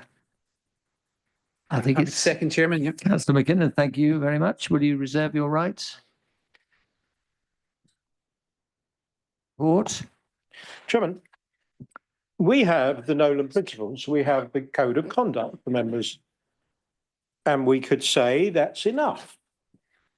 But this member charter, which is a commitment to behaviour or a way of comporting ourselves, and particularly to our staff, I think is a short, sharp statement of principle of how we will act with fairness and integrity within this council. It comes from the Royal Berkshire Fire and Rescue Service, which I'm very proud to be the chair. Having adapted it here, again, I went to the Leader of the Opposition, the Leader of the Minority Group, and said, I think this adds something. I think this is something we can put up in our staff rooms, in our canteen areas, food and drink areas, kitchens, in the reception, and say to staff, members shall put the interests of our communities first, work together to achieve our visions and objectives, act with integrity, being open, honest and consistent in everything that we do, that they were all committed to creating a safe, dignified and trustworthy service, to treat everyone with dignity and respect, making decisions objectively based on evidence without discrimination or bias. Be positive, visible role models, continuously demonstrating flexible and resilient leadership. Be accountable for our own actions and behaviours, and will challenge behaviour that falls short of the highest standards. And prioritise the well-being and expertise of staff, since without them, we can do none of the above. Members, I put it to you, that's worth signing up to. Thank you, Chair. Thank you, Councillor Brooks.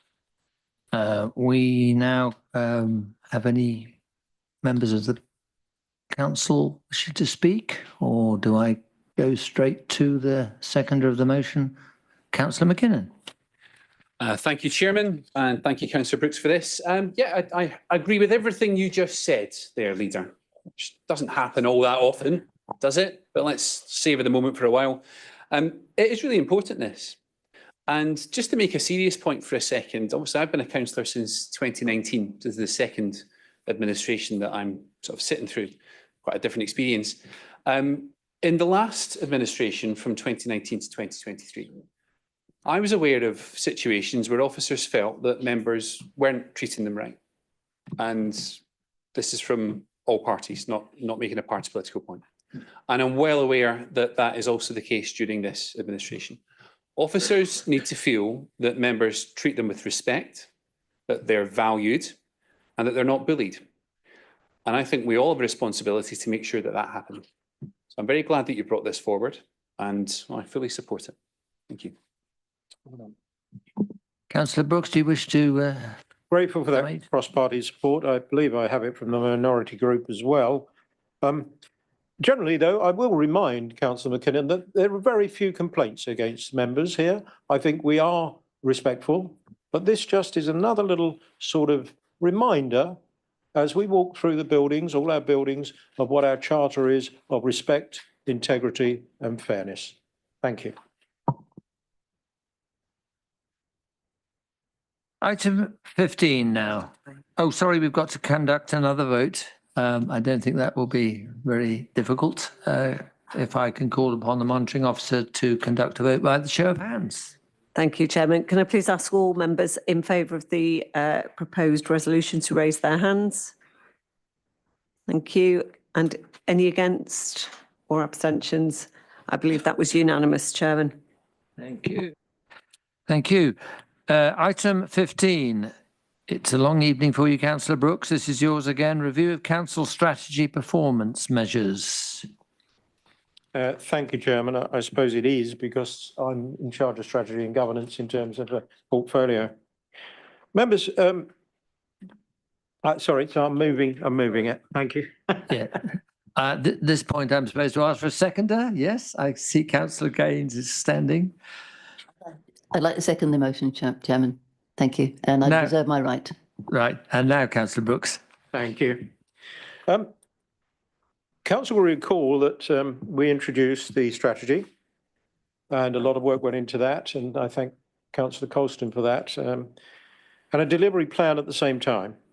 It's important to refresh that delivery plan. We're a bit late in doing so before somebody else tells me. But in refreshing it in tonight's performance measures and this recommendation to approve it, we did look at the number of measures the delivery plan was looking to achieve and implement. And what we've done, we're taking those 200, but we're focusing more analysis on 20 of those measures as categorized as high priority. When you can have too many measures, you're measuring everything, but generally you're not measuring as the critical stuff. With the same priority, you're measuring other performance measures. So we're looking and you see the purpose of the report, to progress against the 20 high priority measures. It's always highlighted on the quarterly performance report and the business as usual measures. That is something we're doing here, but we are also saying that in 5.12, the council approves the 12 areas of focus detailed to assist in the determination of new high priority measures for 25-26. So on page 117, you see them there. I won't read them all out, but amongst them, we ensure that children, regardless of background, achieve their full potential. That is, we will strive to do so. And that will include closing the attainment gap, which has been a challenge both to the previous administration and now ourselves. But we put it there writ large as something we expect to help close. I mentioned the affordable homes earlier. That stays within our proposed areas of focus. As I say, I'm not going to read all 12 of them out, but I'm looking for support to focus on these 20 measures, to focus on those proposed areas, and on the landscape pages on page 118, 119, 120, 121, 122, 123, we are adjusting some of these measures. We are removing some measures. We're amalgamating some measures. We've been right through this. We had duplication. We have measures which could be delivered in different other performance indicators. So it's more than a tidy up. It is a rationalization. And I'm happy to summarize later as I get queries from across the chamber. But I believe this is going to be more effective. And I don't mind saying you can have too many measures and you need a more focused amount of measures that you can go for, of ambitions, of delivery targets, and I believe this does the job. Thank you, Chairman. I now open the debate on this item to the floor. Have anybody wishing to speak? Councillor Culver, you're first. Thank you. I should try not to focus on the negative, as I have been admonished this evening.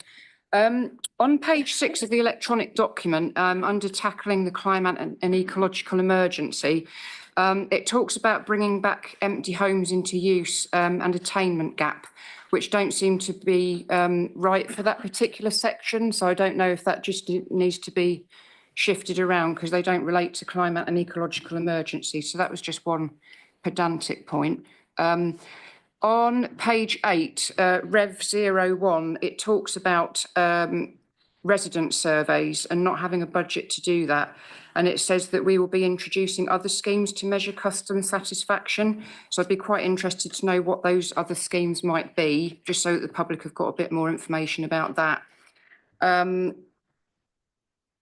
Also, there's something about part 2. So Rev 08, I welcome this target to reduce the number of times we go to part 2, because we did that at the last full council meeting. I don't think it was necessary because all of the information was in the part 1 report anyway. And I think it just looks a bit strange to the public if we unnecessarily go to a part 2 when we don't need to. So I would welcome anything that you can do in this regard, Chairman, to try to ensure we're more transparent. We don't go to part 2 if we don't need to. So I welcome that. And then it also talks in Rev 26 about drought framework. And it said that that's going to be put back because it wasn't, let me get the wording right. Due to the low risk associated with this action, other activities were prioritised and it will be proposed for March 26th. Now, as we know, we are likely to face a drought this summer because of the lack of rainfall over the last 3 or 4 months. So would it be possible for us to revisit that and perhaps bring that forward rather than waiting until next year to look at that? As we know, with climate change, we're going to be going between periods of flooding and periods of drought. So we're going to be talking about this with Thames Water and the Environment Agency when we have scrutiny meetings, and we're probably going to be talking more about drought in the future as well. So I was just a little bit concerned about that being pushed back. Thank you. Well said. Are there any other members wishing to speak in the debate? Thank you, Councillor McKinnon. I think you nodded first. Thank you very much, Chairman. You can have too many measures, for sure.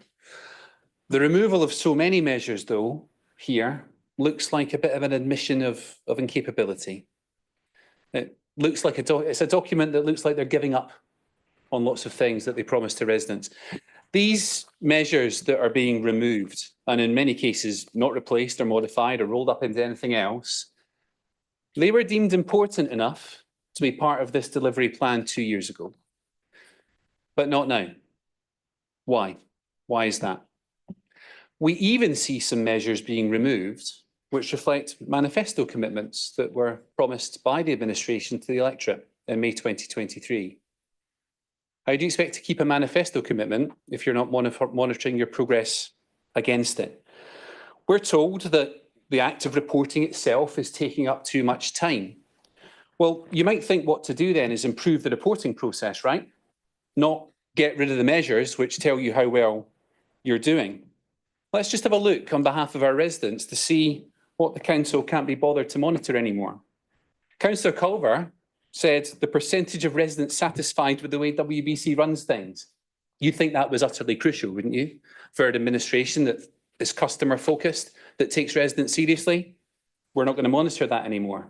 And we're certainly not going to monitor the percentage of residents reporting that they feel they can influence decision making. I think we know why they're getting rid of that one, don't we? Because when the residents were asked if they wanted pedestrianisation extended, what did the residents say? No. And what are they doing? They're going ahead with it. When the residents were asked if they could cope with going to 3 weekly bin collections, what did the residents say? No. And what are they doing? They're going ahead with it anyway. Doomed to fail that one, so you're just getting rid of it. It's cynical and it's disgusting. We also see a manifesto commitment being broken tacitly tonight. In the manifesto, the Liberal Democrats said that they would reduce the amount of information being considered in secret, Part 2, by West Berkshire Council. Manifesto commitment. That's now no longer going to be monitored. So we're breaking it, or we don't care, we're going to break it. I think you need to rethink that one. It's not a good look to tell residents you're not keeping track against your manifesto anymore. If you've given up on these targets that you promised residents that you would hit, what are you going to do? Just limp on for the next 2 years? Have you just given up? Think again, and you have to reinstate manifesto commitments. Are there any other? It's Councillor Abbs, yes. Yeah, thanks very much. Just one, please, Councillor Brooks. Rev 44 talks about go live of Gracie Solar Farm, and I think we all know it's been delayed and delayed and delayed again. It's like something like 2 years already based on whatever measure. But it says here in the comments, the council continues to explore suitable options for appointing a supplier, and that's clearly the latest reason for the delay. Can we ensure that when we do these numbers, that we are showing the history of the dates? So it's nice and clear that we originally said we'd do it on this date, but, and there could be whole reasons for the buts, but why we're delayed, but that we actually see how far behind we are from what we originally set, not just what we reset it to. Because if I just modify the target and go, hey, it's December 2025, great. If I deliver it in December 25, I met my target, but we didn't really. We missed it by 2 years plus or 3 years plus. So it's just really what goes into the report and make sure it's nice and clear, because we've got less targets to show people. So let's have more explanation of each target that we're achieving. Thank you. Councillor Gurley. Yes, excuse me. Thank you, Chair. I think on the Graiseley point, I think we talked about it kind of following the procurement process as it is at the moment, and we've highlighted that, and we've been transparent that date is going to move, and there's a proposed new date of the 31st of December this year. So I think it's just to make sure we're really clear that the procurement exercise is well underway, and excited and looking forward to getting that live.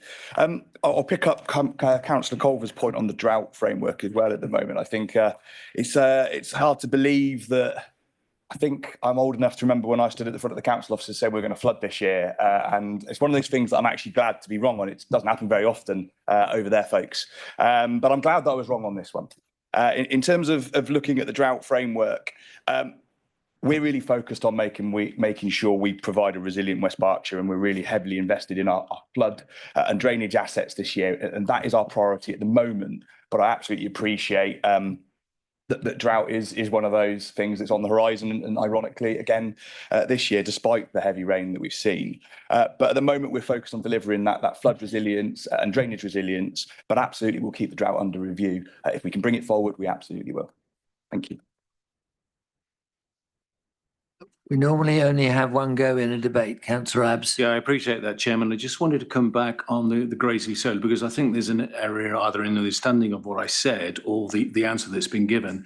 I know it's delayed, and I think I know the reason why it's delayed, but it's saying, if we look at the explanation, it says continues to explore suitable options to appointing a supplier. So we haven't got one, but we're going to go live this December? I would like you to stop at that point. You can take this out of the meeting. I think we had some sort of an answer on that, or it can be summed up by the move of the motion at the end. So could you wait for that, please? Thank you. Councillor Jeffrey. And Mr. Chairman, can I please ask you to remind councillors that when they're speaking, it is customary to stand and give the respect to the council and to the community that we represent. Thank you for pointing that out. And can I offer my apologies? I forgot to say that. Thank you very much for clearing that out. We're none of us perfect. It looks like we're ready for you to come back with the summation. Sorry, Councillor Gaines, you did say you had reserved your right. Thank you, Chair. As we know, this council is in financial difficulty. Like all councils across the country, there are very, very tight controls on where we can spend our money. I am proud to say that we've got those 12 items that are really important to this administration. One of those includes housing, another one is children, another one is climate change. All of those things are really important to this administration. And I am proud, as I say, to stand here and say these are our 12 priorities for this administration. That's all I've got to say. Thank you, Chair. Now to you to summate altogether. Thank you. It's right that we're challenged. I knew we would be.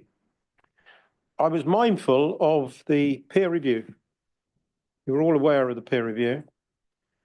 It stated that the council strategy contains an ambitious set of priorities and key performance indicators, both in scope and scale. Nothing wrong with that. Given the budget and the size of the organisation, it may be difficult to deliver all of these. And the peer team would encourage the political and managerial leadership of the council to consider what the hierarchy of priorities looks like and ensure that they are able to provide clarity about how practically these will be delivered. Now, if you're going to have a peer review who says, now look, you may not be able to deliver all this, you better think about what you can deliver, and maybe you want to tune it. And when you do it, I think you do it because you had a peer review and you should take some of their advice. As for resident surveys, there's no point doing a resident survey every 2 years. We should be doing resident surveys on a focused basis on a much more regular period of time. There's all sorts of feedback we need from residents. I don't quite want to go as far as putting buttons in reception to say, will you press the happy face or the sad face? But I do want continuous feedback. I want residents to, in the moment, tell us what's wrong and what's right. That's not a 2-year event that you do and you stick it in and you bring it to council and then you stick it in a folder and say, done that, we'll have another go in 2 years' time. No, that's not what we're going to do. We want continuous feedback loop, and we can then be tuning and looking at what we're doing right, what we're doing wrong. There's some work to be done, frankly. There's some work to be done on the tone of communications with members of the public. There's a lot of work to be done on that. Some is very good. Some, I'm afraid, isn't. And we'll be looking at that. How do we communicate with our residents? How do we show that respect that we've signed up to tonight afresh on our members' charter? So, when you are faced with the issues that we face here, that other councils face as well, you have to make choices. We know that. You knew that in leadership and control. We are focusing on things that are very, very important. And in the main, we are not cancelling or deleting lots and lots of priorities. We are amalgamating them. And Councillor Culver, thank you for your point about affordable homes and the environment. We'll look at tidying that up. So this is the right thing to do for this council. Believe me, nobody has more drive and forensic scrutiny on what we do than me and my team. We'll keep doing it. We'll keep delivering. And these priorities help guide us. Thank you, Chairman. Thank you, Councillor Brooks. Could the monitoring officer now conduct the vote on this item by a show of hands? Thank you, Chairman. Can I please ask all members in favour of the recommendation to raise their hands? Thank you. Those against? Any abstentions? Thank you. I can confirm, Chairman, that that proposal has been carried. Members, we now move on to the last item on the agenda, item 16, constitutional changes to the planning appendix. Gosh, this is you again, isn't it? It's the Constitution, that's why. It is. I just put the motion. I'm hoping that this will go through quite quickly. I ask for a seconder. Happy to second that, Chairman, and I reserve my right. I will remember that. I open this to debate. Anybody wish to make comment? The Constitution Review Task Group meets and goes through the Constitution. It does it in a systematic way. It is close to finishing it one time round. We've nearly painted the Forth Road Bridge once. And believe me, that's taken years. That's taken about 4 years. And Councillor Graham Bridgman started it and we've carried it on. We're nearly at the end of painting the Forth Road Bridge or reviewing our constitution, and the task group comes up today with the planning appendix constitutional update, which has also been through governance, and the Constitution Review Task Group will keep doing the work. And when we've finished, when we've done that first loop, we will start again, as they do. I don't think they do on the Forth Road Bridge anymore. I think the paint works now or something. Anyway, we will start again because the Constitution is and should be a living document that you continue to return to time and time again. I have been told by email over the last couple of days from a local press party that it's still difficult to navigate. So we will have a look at that. We've been trying to improve that. We do need a highly searchable version online. I need to look at that. But members, this constitutional update is appropriate tonight. There will be others, and we're all involved in doing that. I think the people who sit on the Constitution Task Group, although it's a bit dry, do see the benefits of us tuning it as we go along. So I'm happy to put this forward. Thank you. Now, members, Councillor Marsh, yes. Thank you, Chair. I'll be really brief with this, but I think it is quite an important point and a point of principle as well as practice. And I apologise to Councillor Brooks. I am a member of this wonderful committee we've just been hearing about, this task force. It's great fun. But I missed this when we were looking at these, and it's been brought to my attention. I just wanted to raise it. On page 167, item 4.2, about substitute members saying that they have to come from the same political group. Now, Councillor Taylor is as an assiduous a member of numerous committees as anyone on this council and rarely misses any kind of meeting. However, if he were to miss an Eastern Area Planning Committee, he has no substitute. And it just raises this rule, this item. You know, you could have 20 members on the council. You could have all the seats in the west, or indeed all the seats in the east, and then only one member in the other half, and you still wouldn't be able to field a substitute. And there's no reason for it because it's not a political thing. If any of the committees are not supposed to be judged on party politics, it's the planning committees. You judge it on the planning issues. So, for example, were Councillor Stewart willing, as a fellow ward member with a great knowledge of the same part of the district that Councillor Taylor has, we'd be very happy to have her as a substitute. And I don't know if that's constitutionally possible to change that or whether there's a legal reason why it can't be done. But I would ask the leadership to continue to consider it, because I just think it would be a good principle, but also it would, on the very rare occasions when perhaps one member of a single member for an area can't get there, that they would be able to be substituted by another member, not necessarily from the same party or the same group. Thank you for bearing with me on that one. Councillor Jeffrey. Thank you, Chairman. In this chamber tonight, not as a member of council, but there is a gentleman that was on the Eastern Area Planning Committee, Tony Linden. And one day he couldn't make it to a meeting and he phoned me up and said, "Owen, could you go?" And I said, "Certainly." I got there to the meeting and I was told I couldn't possibly be a substitute for Councillor Linden because he was a Conservative and I was a Liberal Democrat. I think the notion that the planning committees are run as if they were party political fiefdoms is ludicrous, inappropriate, and needs to change. Is there any other member wish to comment? Councillor Culver. Thank you very much, Chairman. There's just one really pedantic point that I spotted. When it comes to the list of people who can speak on the planning applications, it lists adjoining ward councillors before the actual ward councillor. So I think that probably just needs to be reversed, because I'm not sure why you would hear from the adjoining ward before the actual ward member. So yeah, sorry to be so pedantic.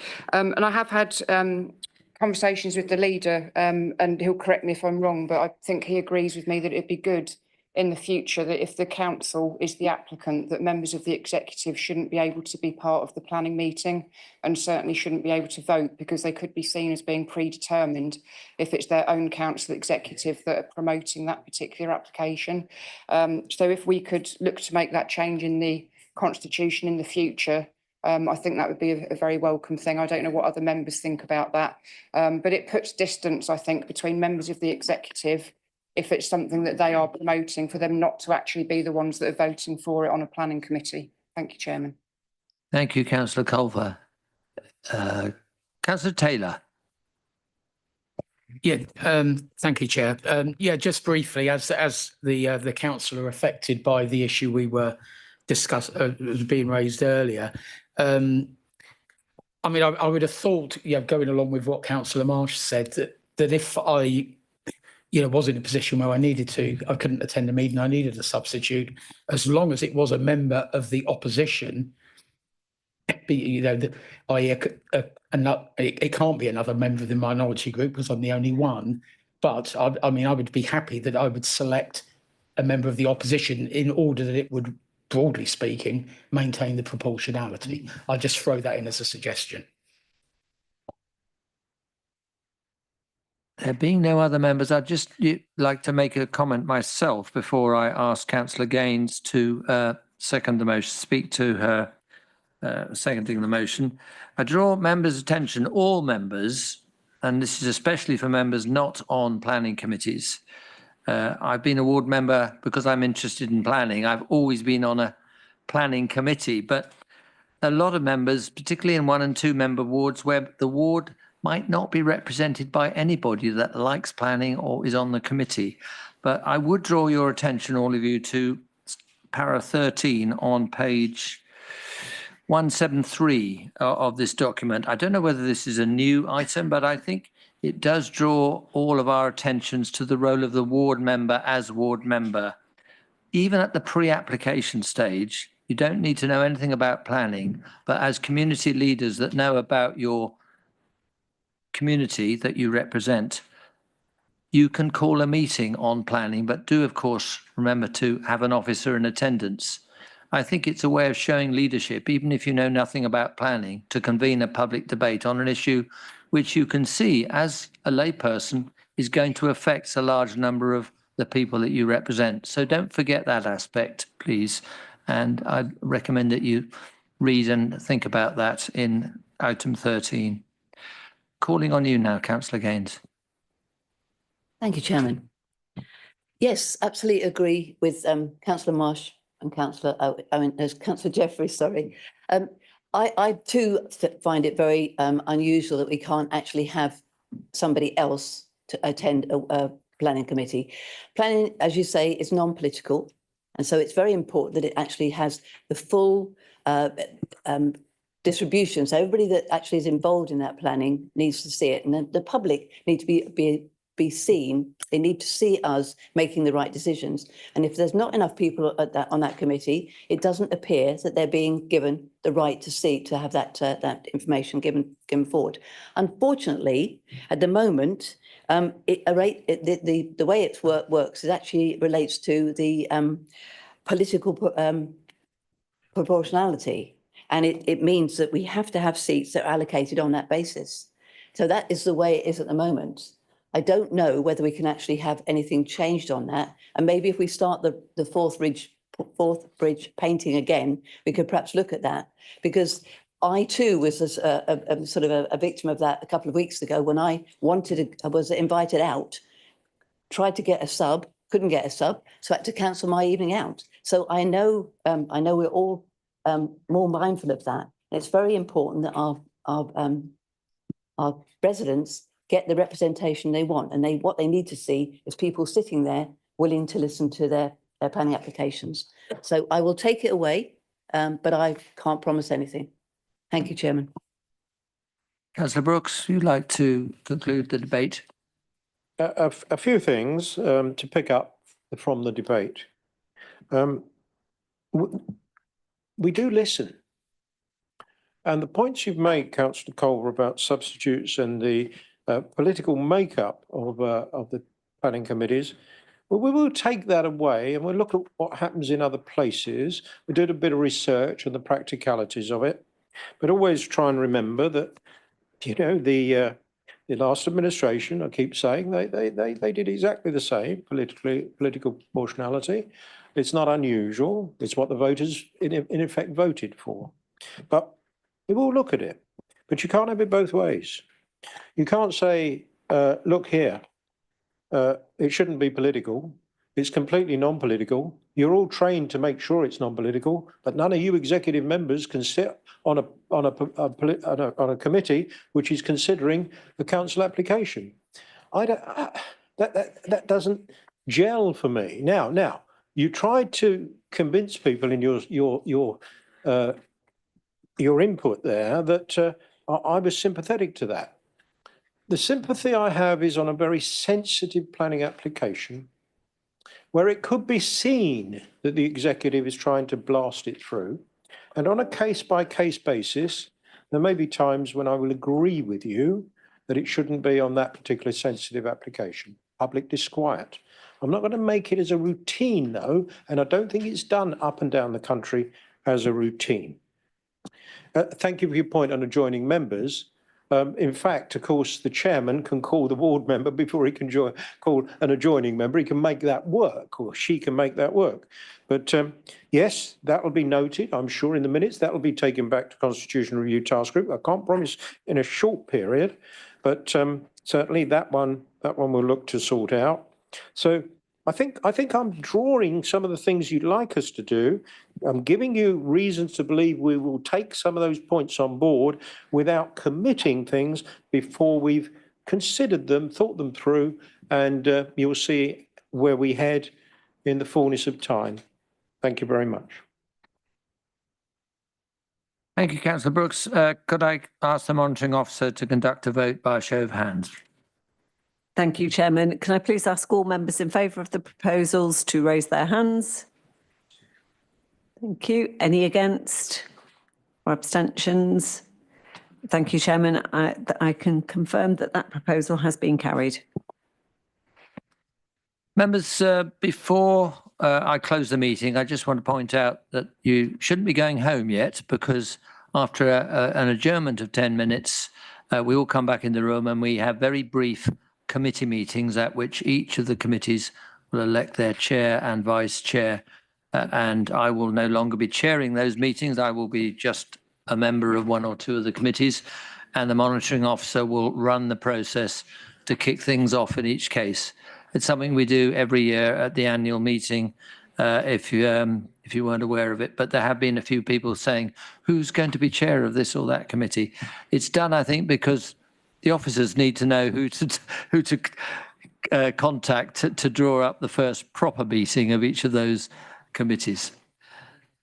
So I wish to thank everyone now for their attendance, and I formally close the meeting. So could the Zoom host please end the broadcast? And as I said, we will now take a short comfort break before we come back